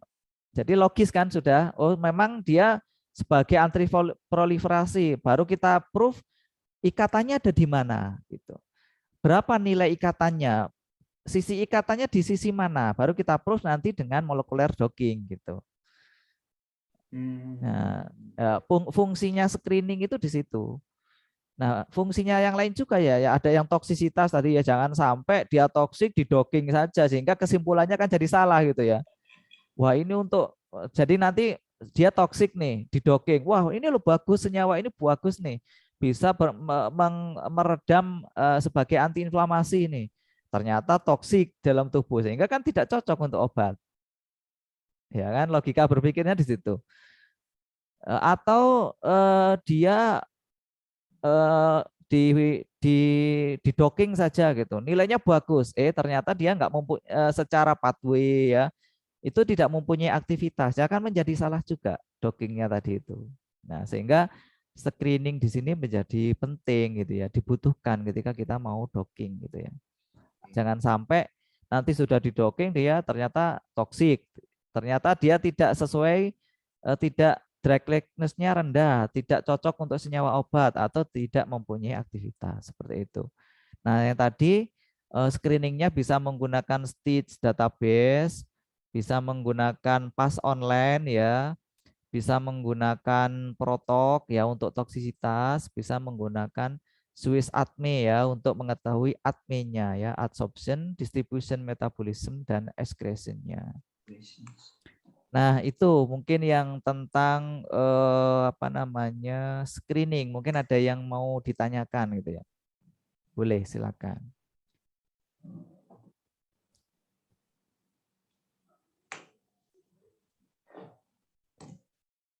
Misalkan ini Pak Didi, kita ingin isolasi enzim gitu Pak ya. Okay. Dari suatu whole cell-nya bakteri X tertentu gitu ya. Kita sudah screening nih, coba kita screening enzim-enzim tertentu yang bisa kita bukan enzim tertentu, bakteri yang bisa menghasilkan enzim selulase misalkan gitu ya. Kita screening pakai media selulolitik gitu Pak. Lah, kita pengen tahu nih Pak, kira-kira si bakteri X misalkan nanti sudah di sequencing gitu. Sudah di sequencing ketemu dan akhirnya sudah melalui tahapan 16 sRNA gitu. Adakah literasi Pak misalkan ya istilahnya tanpa kita uji senyawa tersebut dengan menggunakan GCMS untuk mengetahui ekstraksi seluler enzim yang dikeluarkan di dalam bakteri itu, bisa nggak kita cocokkan misalkan istilahnya Pak ya, pasti kan kalau screening itu kan kita cari kandidat potensial yang paling bagus Pak ya, misalkan yang menghambat zona halo 1, 2, 3, tapi kita pengennya satu saja sih gitu yang kita larikan ke ke 16 sRNA karena mungkin biayanya agak lumayan gitu.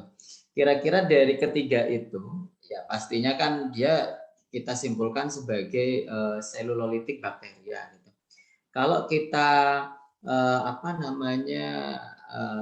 kalau kita coba runtut ya istilahnya dengan metode ini tadi screening senyawa bioinformatik dan sebagainya, apakah itu juga berlaku ke senyawa turunan enzim yang itu tadi Pak, selulase dan sebagainya Pak? Bisa nggak kita mencari padanannya misalkan? Sehingga akhirnya kita itu apakah harus kita sequencingkan semuanya kandidat bakteri kita, ataukah hanya sebatas kita cari yang terbaik, kita asumsinya 2-3 yang kurang baik itu pasti punya itu tapi nggak lebih bagus gitu loh maksudnya gitu Pak. Itu belajarnya ke arah mana ya? Jadi karena kita coba sekarang untuk penelitian kita ngapunten yang terakhir itu ke anti fouling Pak.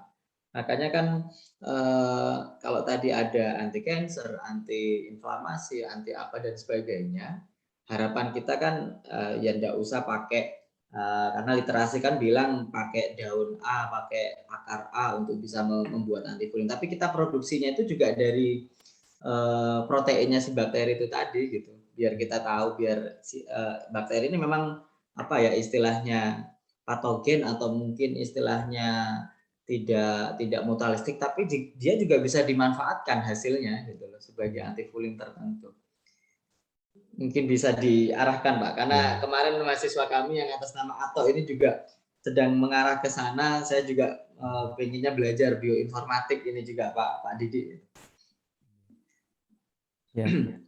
Jadi mungkin gini Pak ya, yang perlu jadi 16S itu pertama dia tidak berhubungan dengan enzim ya Pak ya, karena kan 16S itu kan ribosomal DNA ya Pak ya. Jadi DNA ribosom yang dia digunakan sebagai barcode. Jadi di dalam dunia identifikasi molekuler itu ada istilahnya DNA barcode Pak ya. Jadi nanti saya tampilkan ya Pak ya.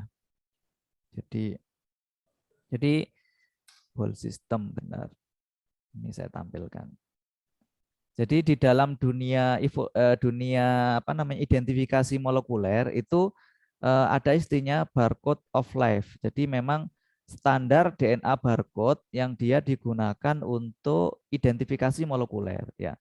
Jadi kalau punyanya si animal itu menggunakan CO1 ya. Kalau dia jamur dia menggunakan ITS ya, internal transcript spacer. Kalau plant dia menggunakan RBCL and MATKI gitu. Nah, kalau bakteri biasanya dia menggunakan 16S. Itu kalau bakteri dia punya web server sendiri ya yang memang benar-benar sudah dikurasi oleh ahlinya, memang bakteri yang motif DNA-nya seperti ini dia bakteri ini loh gitu. Bakteri yang motif DNA ini adalah Saccharomyces atau dan yang lain sebagainya. Nah, sehingga barcode itu kadang tidak ada hubungannya dengan morfologi, kadang karena hanya sebagian kecil, Pak. DNA kita kan mungkin miliaran ya, ratusan juta ya. Yang diambil kan hanya kecil ya, 1.500 base pair gitu ya. Sehingga kadang itu tidak mencerminkan kondisi morfologis dari bakteri. Dia hanya digunakan untuk pembeda saja. Bahwa kalau bakteri ini beda di 16S-nya ini, bakteri ini 16S-nya seperti ini motifnya, sehingga dia dijadikan genus ini, dijadikan spesies ini, seperti itu Pak. Nah, kalau menurut saya gini, kalau mau screening ya, kalau crude extract gitu ya Pak ya, crude extract gitu ya. Yang paling bagus memang pakai NGS 1 ya. Jadi dari kelebihan NGS itu gini Pak. Jadi daripada yang sequencing konvensional yang pakai Sanger, dia bisa membaca satu environmental DNA. Sekarang kan isunya tentang environmental DNA. Jadi saya pengen nih di laut ini itu dulu ada hewan apa saja gitu. Itu kita bisa.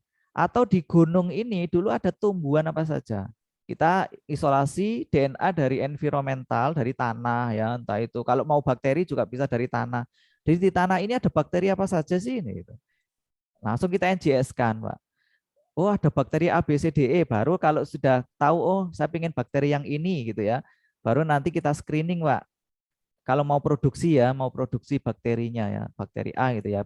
Ya screening standar mikro itu Pak ya. Jadi kalau selulos pakai media ini, kalau dia ini pakai media ini seperti itu. Nah, kalau atau pengen juga kalau yang mau molekuler ya Pak, aktivitasnya ya, apakah benar si bakteri A, B, C, D, E ini dia mengaktifkan enzim ini gitu ya. Nah, itu bisa pakai real time, Pak ya. Sama kayak COVID itu. Ya, pakai real time PCR. Jadi nanti kita ambil DNA-nya, kita lihat di real time apakah benar aktif nih. Dia aktif apa namanya? RNA yang berhubungan dengan enzim yang dimaksud itu aktif apa enggak. Nah, itu bisa pakai real time, Pak. Tapi kalau untuk database saya kira belum, Pak ya. Ya, untuk database belum. Jadi mungkin bisa pakai NGS untuk mengetahui identifikasi bakteri apa saja. Atau bisa pakai real time, Pak. Ya, itu jatuhnya mahal semua sih, Pak.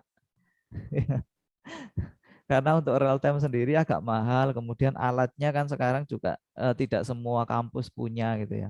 Ya, mungkin sekarang sudah punya ya berkahnya COVID ya.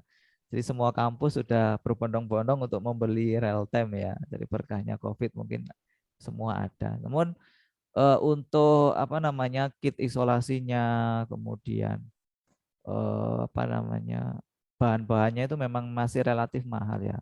Mahal itu ya nggak sampai 50 juta enggak lah. Ya di bawah 20 juta lah masih bisa untuk screening itu gitu.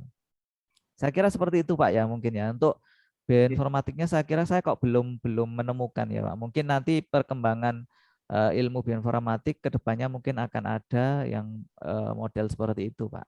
Ya. Terima kasih Pak Didik. Oke, Ini sama-sama, ada Pak. pertanyaan dari Pak Bobi. Beliau juga pengampu mata kuliah bioteknologi juga di bidang keilmuan biokim juga.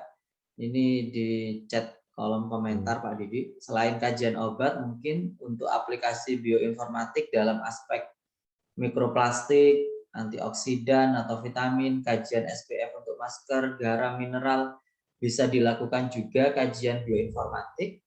Seperti apa, mohon pencerahannya. Ya. Ya, terima kasih Pak Chandra nggih. Jadi selain sebagai kandidat kajian obat jadi apakah bioinformatik itu bisa digunakan untuk mikroplastik gitu ya, antioksidan. Kalau yang antioksidan bisa, Pak. Jadi apakah benar dia bisa sebagai kandidat antioksidan gitu ya? Ya, itu bisa. Jadi nanti ada beberapa ya jatuhnya ya ke molecular docking dan obat juga sih, Pak. Jadi di dalam tubuh dia aktivitas antioksidan itu berhubungan dengan protein apa saja. Itu nanti ada, Pak.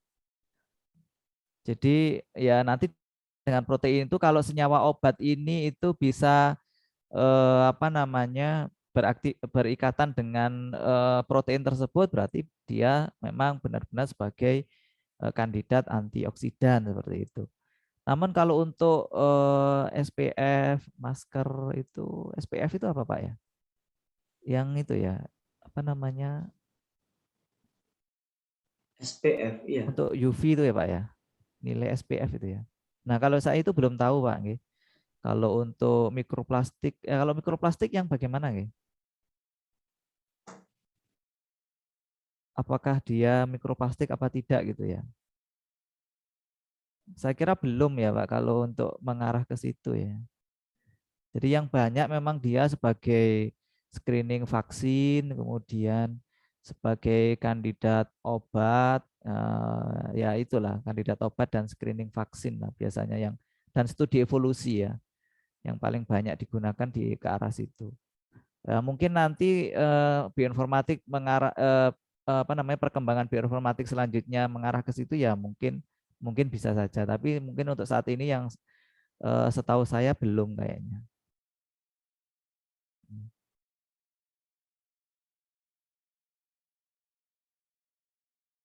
Begitu Pak, nggih? Nggih, Pak Nggih, Didik, ya. beliaunya juga pasti mengikuti dan sedang mengawal mahasiswa di Labcom ini, Oh, Pak. itu nggih. Oh, di lab komputernya ada, Pak? Nggih, Ada wonten mahasiswa? Pak di sini Pak di jurusan Kelautan Perikanan nih tadi. Pak. Kebetulan Pak Hafi sedang tugas ke Surabaya, Pak Didik ini. Ini Pak Bobi membalas kembali, Pak. Untuk screening awal masih dalam ekstra kasar berarti kita hanya menduga. Iya, benar, Pak. Kita hanya menduga saja. Jadi sebenarnya gini, Pak. Jadi pendekatan bioinformatik itu pendekatan barat. Pendekatan barat itu harus single compound ya. Obat di barat kan single compound ya, Pak ya. Kalau pendekatan timur kan crude extract ya. Iya, itu sangat-sangat beda sekali ya. Kan kalau jamu itu kan crude ya, Pak ya. Gabungan dari bermacam obat yang kita interaksinya wallahu a'lam gitu ya. Sehingga di dalam tubuh itu bagaimana interaksinya itu juga belum tahu. Tapi kalau bioinformatik itu lebih ke pendekatan barat. Jadi segala sesuatu itu harus single compound gitu aktivitasnya. Sehingga kadang memang beda ya, pemikirannya menjadi beda gitu loh, Pak. Yang kita mau senyawa obat ini untuk menyembuhkan COVID harus satu-satu kan kadang nggak logis itu loh kalau dihubungkan dengan obat kalau dihubungkan dengan herbal gitu loh Pak. Karena kalau herbal itu kan bisa ratusan senyawa kimia yang berinteraksi satu sama lain yang kemudian bagaimana di dalam tubuh itu ya agak sulit juga gitu. Nah, kalau bioinformatik dia pendekatannya ya senyawa obat ya single compound. Jadi sesuatu dikatakan dia bisa menyembuhkan ya hanya harus single compound gitu. Jadi beda pendekatan ya antara dunia barat dan dunia timur ya. Sehingga memang ya kalau mau mengikuti barat ya harus dipurifikasi dulu. Mana yang paling aktif menyembuhkan itu yang nanti diambil. Tapi kalau pendekatan timur kan enggak ya. Jamu itu ya udah diminum jamu itu. Gitu. Jadi kalau pendekatan timur itu lebih ke apa namanya? Kompleksitas sains ya. Jadi sekarang kan ada studi tentang kompleks sains ya, kompleksitas biologi ya. Jadi studinya mengarah ke sana. Jadi beda pendekatan.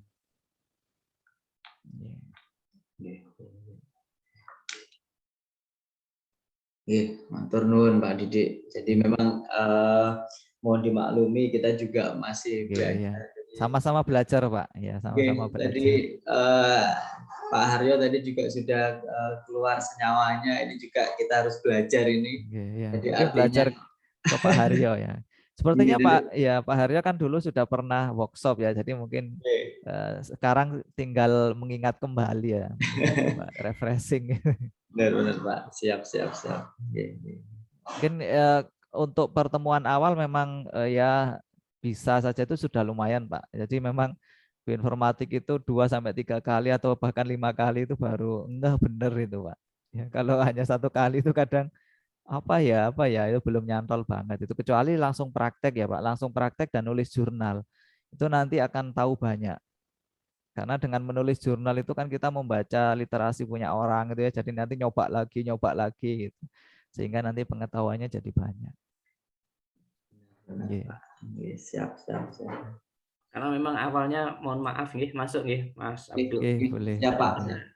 Dulu itu juga saya belum mengenal namanya senyawa metabolit ya. Metabolit sekunder gitu itu. Begitu mengenal itu terus begitu diurut, oh larinya harus begini lah. Ternyata bermuaranya melalui bioinformatika ini Mas Abdul ternyata untuk menduganya seperti apa supaya memang kalau uji lab kan lama sekali nggih. Kalau bioinformatika ini bisa kita duga tingkat keakuratannya katanya Mas Didi, Pak Didi ini juga baik, orang-orang bilang seperti itu untuk memprediksinya.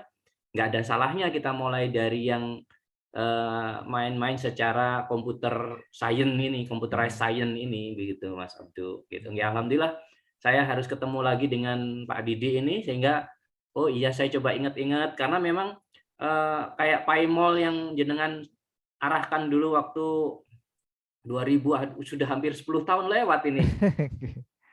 Ya. Apa 10 tahun 2015 6 tahunan ya. Ini masih nyantol sekali nih di bagian bar saya yang paling bawah itu PAIMOL-nya muncul Pak Didi. Begitu. Jadi akhirnya harus ketemu lagi dengan sehingga saya lebih banyak ya sedikit tambah ilmunya begitu ya. Enggak cuma sedikit ya, tambah paham gitu karena kadang dulu itu saya seperti yang jenengan bilang ini Mas Abdu, saya itu memang sehari 2 hari bertemu Mas Didi itu isinya kebingungan saja begitu. Ngomongin senyawanya, ngomongin tentang apa namanya apa yang akan kita cari, targetannya apa dan sebagainya, itu masih bingung untuk menggandengkan gitu ya karena memang dunianya dunia budidaya perikanan dihubungkan dengan yang seperti ini agak jauh gitu ya. Mungkin kalau jenengan mikrobiologi mungkin pernah disampaikan lah di bangku kuliah. Kalau saya ini malah bagaikan langit dan bumi gitu kan, sehingga untuk nyangkutkan itu agak lama begitu. Alhamdulillah terus ya sempat belajar karena memang kalau nggak dipakai memang begitu nggih Pak Didi ya. Kadang-kala kita banyak lupanya begitu. Okay. Makanya kalau saya itu rencanakan memang itu Pak Didi, makanya saya pengen konsultasi mumpung saya itu kan domisili juga di Malang sementara ini.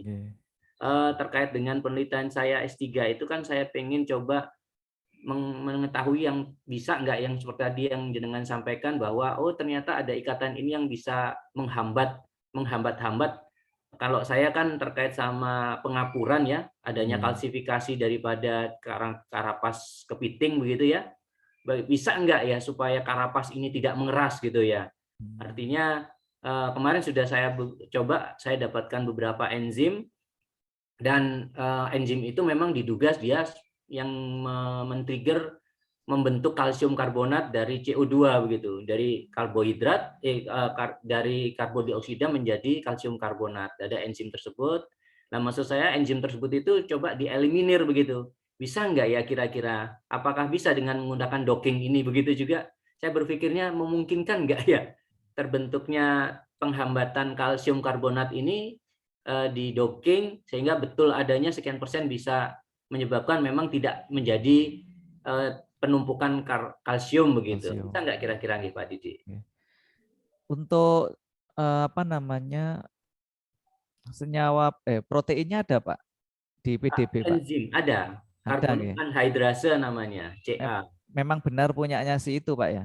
Oke, ada. Jadi memang itu muncul dia ketika menjelang kepiting atau krustase ini mau ganti kulit. Jadi itu banyak gitu, sekali begitu. Dia aktif gitu Pak ya? Aktif. Oh, okay. Nah, sekarang gini, berarti harus nyari pathway-nya, Pak. Jadi pathway, jadi dia itu aktifnya itu jika bagaimana gitu. Dan sisi aktifnya di sisi mana gitu, Pak. Karena gini, nanti kan kita dockingkan ya. Bisa jadi dia nempel di banyak itu ya, bisa di depan, tapi ternyata sisi aktifnya di dalam. Itu kan berarti nggak menginhibisi si protein tadi, Pak. Sebenarnya kan ya. Berarti kalau dia sampainya aktif jika si bagian dalam ini berikatan dengan si A, si B, si C gitu. Maka nanti senyawa kimia kita harus duluan nih berikatan dengan sini agar yang senyawa si D yang bisa mengaktifkan tadi itu tidak nempel sehingga protein ini menjadi inaktif gitu, Pak. Bisa ya artinya? Iya, bisa. Nah, itu secara teori bisa nggih? Artinya kan secara teori bisa. Ada bahasanya tuh blocking gitu. Iya, benar, blocking. Jadi kayak duluan gitu Pak ya. Jadi kalau biasanya itu kalau saya gambarkan ke mahasiswa itu kayak yang pacaran gitu ya. Kalau yang dekat itu akan kalah dengan yang dekat akan menang daripada yang jauh kan gitu ya. Yang LDR itu akan kalah dengan yang dekat. Trisno jalaran saka kulino ya. Kalau ini sudah diaktif berarti yang lain kan tidak bisa mengaktifkan gitu Pak. Secara logika bisa Pak. Ya tinggal nanti nyari pathway-nya kemudian nyari sisi aktifnya di mana gitu. Baik, matur nuwun Pak Abdu, Pak Didi. Sami-sami Pak.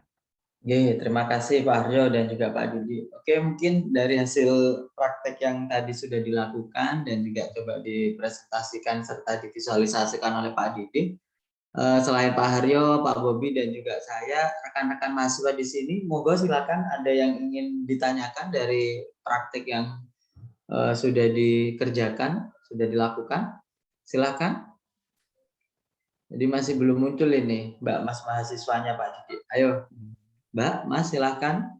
Mbak siapa tadi? Mbak Tarisa juga ya. Ayo, ini mungkin juga bisa sharing nanti arah skripsinya kemana. Mumpung juga sudah ada Pak Haryo yang memulai, Pak Hafi. Di sini juga ada Bapak Ibu dosen ya yang juga pasti penelitiannya juga mengarah ke sana juga. Makanya ini tadi juga kita konfirmasi ke Pak Didi ke arah mana nanti bisanya bioinformatik ini bisa kita terapkan di sini. Untuk sekedar informasi, jadi nanti akan dilanjutkan kembali Pak Didi dan juga Bapak Ibu dosen serta rekan-rekan pukul 1 hingga pukul 3 dengan topik docking ya Pak ya. Jadi ini nanti mungkin bisa diselesaikan tepat pada pukul 11, tapi sebelum itu monggo silakan rekan-rekan ada yang perlu ditanyakan, ada yang perlu ditekankan. Jadi mana yang harus dipakai dulu, software mana yang harus digunakan dulu. Tadi juga sudah diinisiasi kalau misalkan ketemu senyawa yang mungkin secara aktivitas untuk menghambat kanker ataupun juga proliferasi sel itu lebih bagus. Tapi ketika dilihat ternyata juga sangat toksik. Nah ini kita juga harus hindari ya Pak Didi ya. Jadi jangan sampai aktivitasnya bagus tapi lebih berbahaya atau lebih madorot lah istilahnya kayak gitu. Oke, silakan. Ayo, ada yang sudah mungkin ada yang mau menampilkan hasil kerjaannya dan juga screening aktivitas biokimianya dan juga aktivitas senyawa kimianya. Ayo rekan-rekan. Mbak Farah, ada nyoba Mbak Farah? Gimana? Sudah ada yang mencoba belum?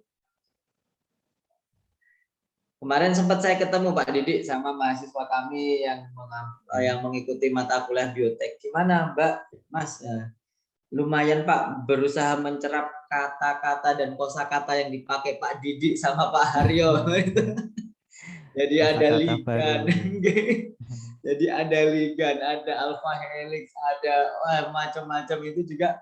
Ya kami juga ya masih mengingatnya juga, apalagi mahasiswa kami yang masih baru ini juga betul yang disampaikan sama Pak Haryo. Mungkin ketemu pertama masih apa ya ini ya. Nanti kalau sudah 2 kali 3 kali ini kan bisa lebih memahamkan. Ini Pak Didi ada pertanyaan dari Mas Sofiul Akbar.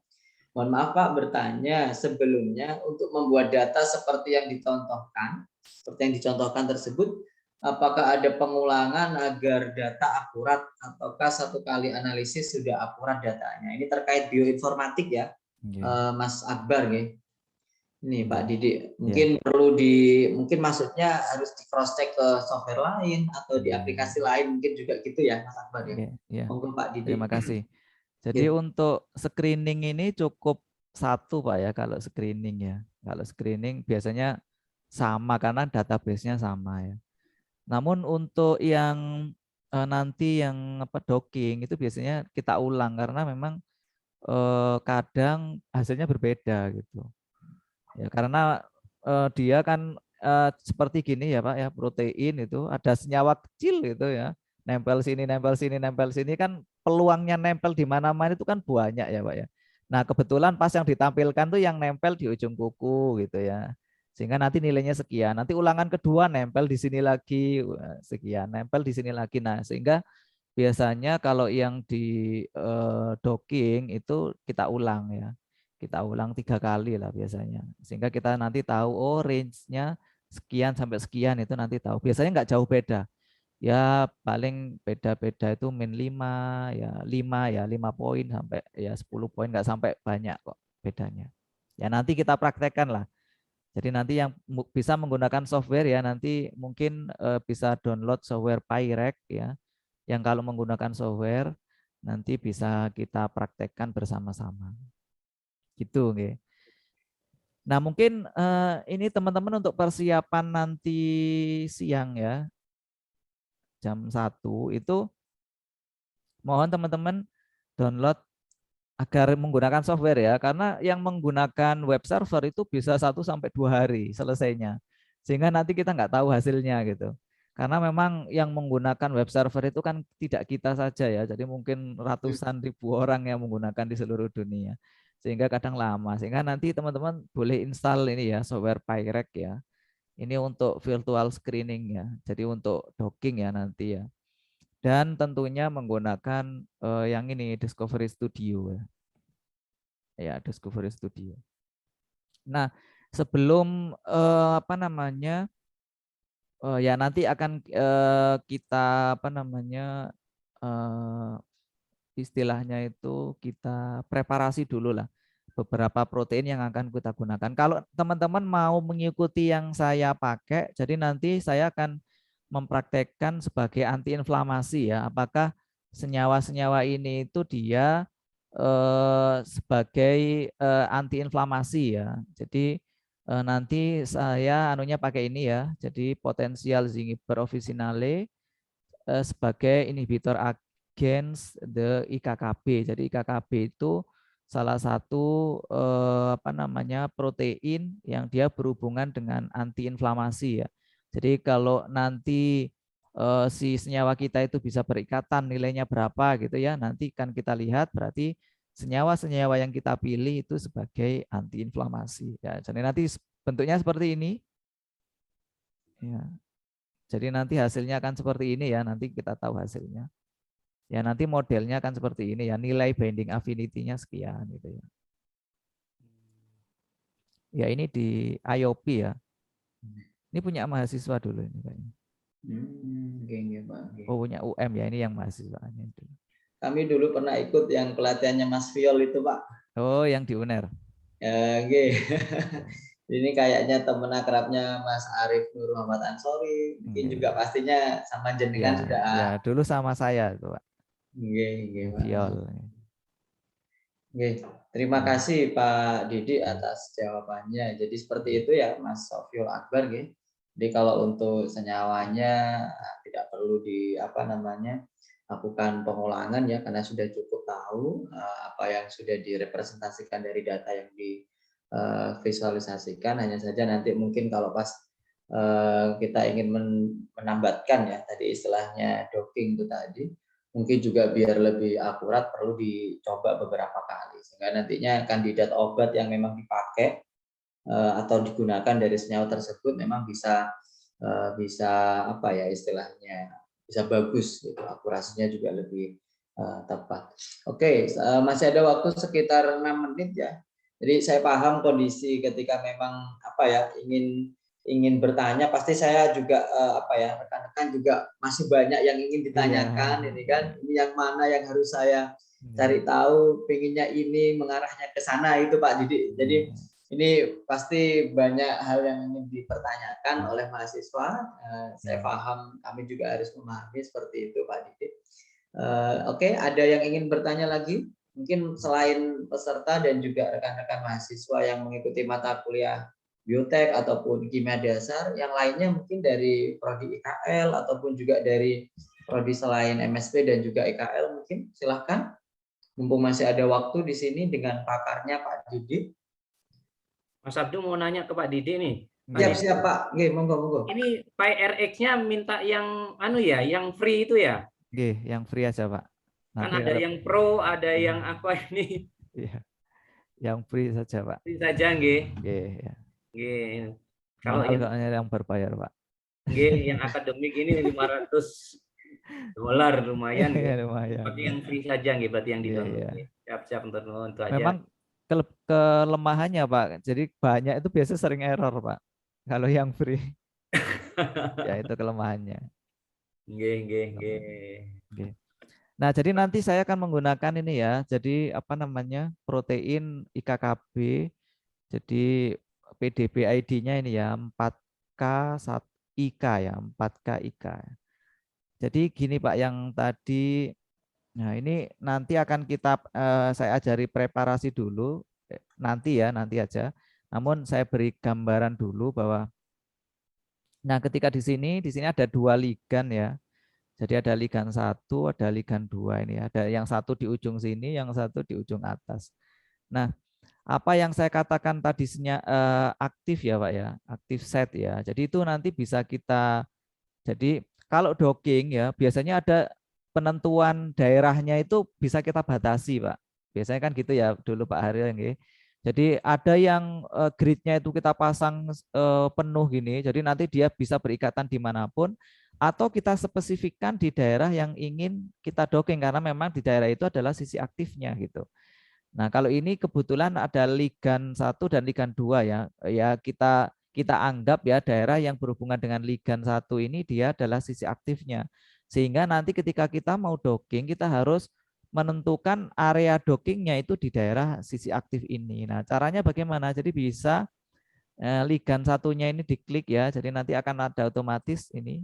Jadi define site. Jadi nanti akan otomatis seperti ini. Nah, ini bisa ini Pak ya. Nah, ini daerahnya ada di sini. Nah, baru nanti kita apa namanya? Kita catat ini apa namanya ini istilahnya koordinatnya. Jadi koordinat XY-nya itu ini ya. Nanti ketika docking berarti koordinat yang kita pakai adalah ini sehingga nanti dockingnya fokus di daerah sini saja gitu. Ya. Jadi biasanya ketika docking kan kita harus kalau baca jurnal itu ya dockingnya ditaruh di sisi ini ada enggak jurnalnya Viol ini? Oh enggak ada ya.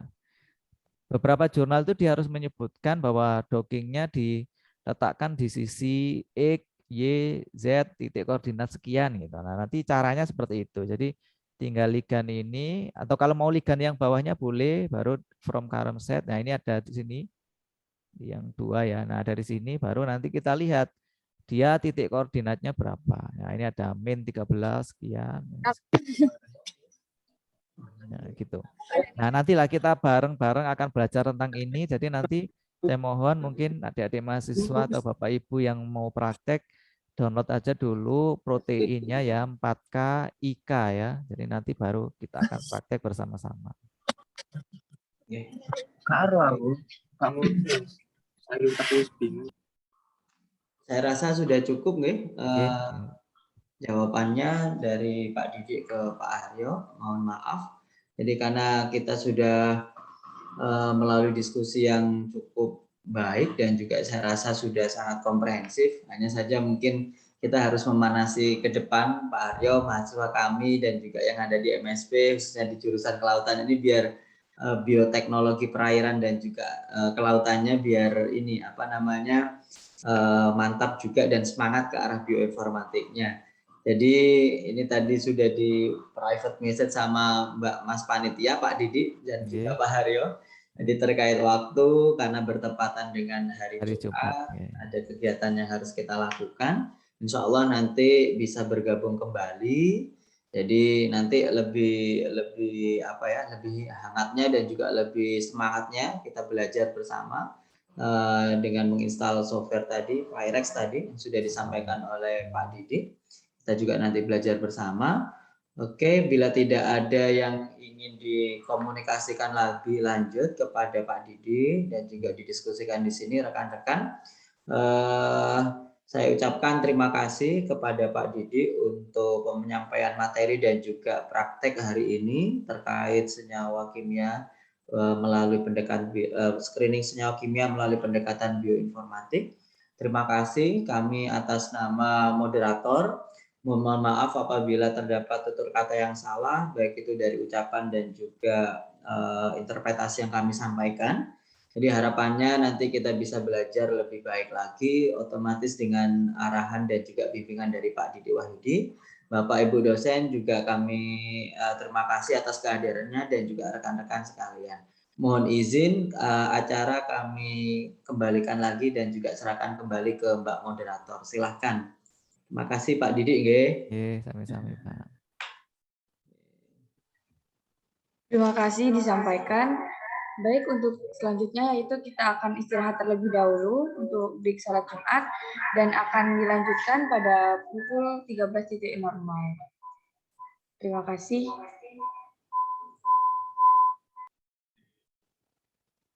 Izin live dulu nggih. Sampai ketemu nanti di Monggo, Pak Didi. pukul 1 Oke, siang, makasih. teman-teman semua. Terima kasih. Oke, terima kasih Pak Haryo, Pak Didi. Pak Abdu, Mas Abdu, Pak Abdu. Oke. Supaya jenengan nggak bingung, mungkin jenengan juga ikut, Mas. Masalahnya sayang kalau nggak ikut, kalau hanya jadi moderator nanti Mbak ngikuti alurnya malah nggak dapat ilmunya jenengan Pak Abdu. Nggih, nggih Ya. Pak, nggih, nggih, nggih. Ini Halo.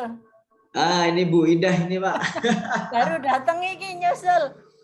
Nanti Nggih. berlanjut kah habis Jumatan? Nanti lanjut, Bu. Nggih, lanjut. Iya, Ibu, nanti Install apa masih dulu? dilanjutkan pukul 1. Nggih. Install Kak- apa, Pak Aryo? Gini, tadi saya sudah di link yang rundown acara ada nggih Pak Abdu ya? Ada, Bu. Ada, Pak. Nggih. Oke, tadi saya dari kemarin itu sudah saya copy link-link yang disampaikan sama Pak Didi, termasuk yang hari ini yang bisa sudah mulai dicoba diinstal. Masalahnya nginstalnya itu kadang minta Bu Indah, minta pas minta email kita baru kita bisa jalankan. Gitu. Ada yang gratisan, ada yang bisa langsung aktif seperti halnya string, kemudian state itu bisa langsung, tapi ada yang kayak apa ini ya, yang disampaikan Pak yang draft tadi itu kita harus ngirimkan email dulu. Kalau Python Precision ini masih bisa langsung kita download gitu, enggak masalah. Cuman mungkin nanti coba saya kirim ke jenengan Bu Indah. Iya. Soalnya tadi buka PubChan itu yang apa itu? Yang buat bioaktif ya? Ya. Ingin installin di itu langsung ikut online ya Pak Aryo ya? Kalau PubChem langsung Bu. Oh iya benar ya. Langsung dibuka, dia bisa langsung kita masukkan smile kita ke situ. Nanti pasca ini kita harus latihan ini sering-sering, nanti dibantu sama Pak Abdu ini. Pak Abdu tuh PR-nya banyak tuh. Bakterinya banyak tuh Pak. Yang DDBJ tadi Pak Haryo. Oke. Sudah dibahas mulai satu-satu enggak? Caranya piye-piye gitu. Saya tadi agak nggak mengikuti sebagian karena ada tamu. Oh alah, iya. Recordingnya aja nanti bisa di-share ya, panitia ke kita. Nggih, Pak. Nggih, siap. Nanti lanjut nanti berarti ya. Terima kasih Pak Aryo, Pak Abdu. Sama-sama kita mundur dulu guys. Ketemu jam Makasih Pak Aryo semangatnya. Nggih, bismillah Pak. Belajar panitia. Assalamualaikum. Oke, Waalaikumsalam.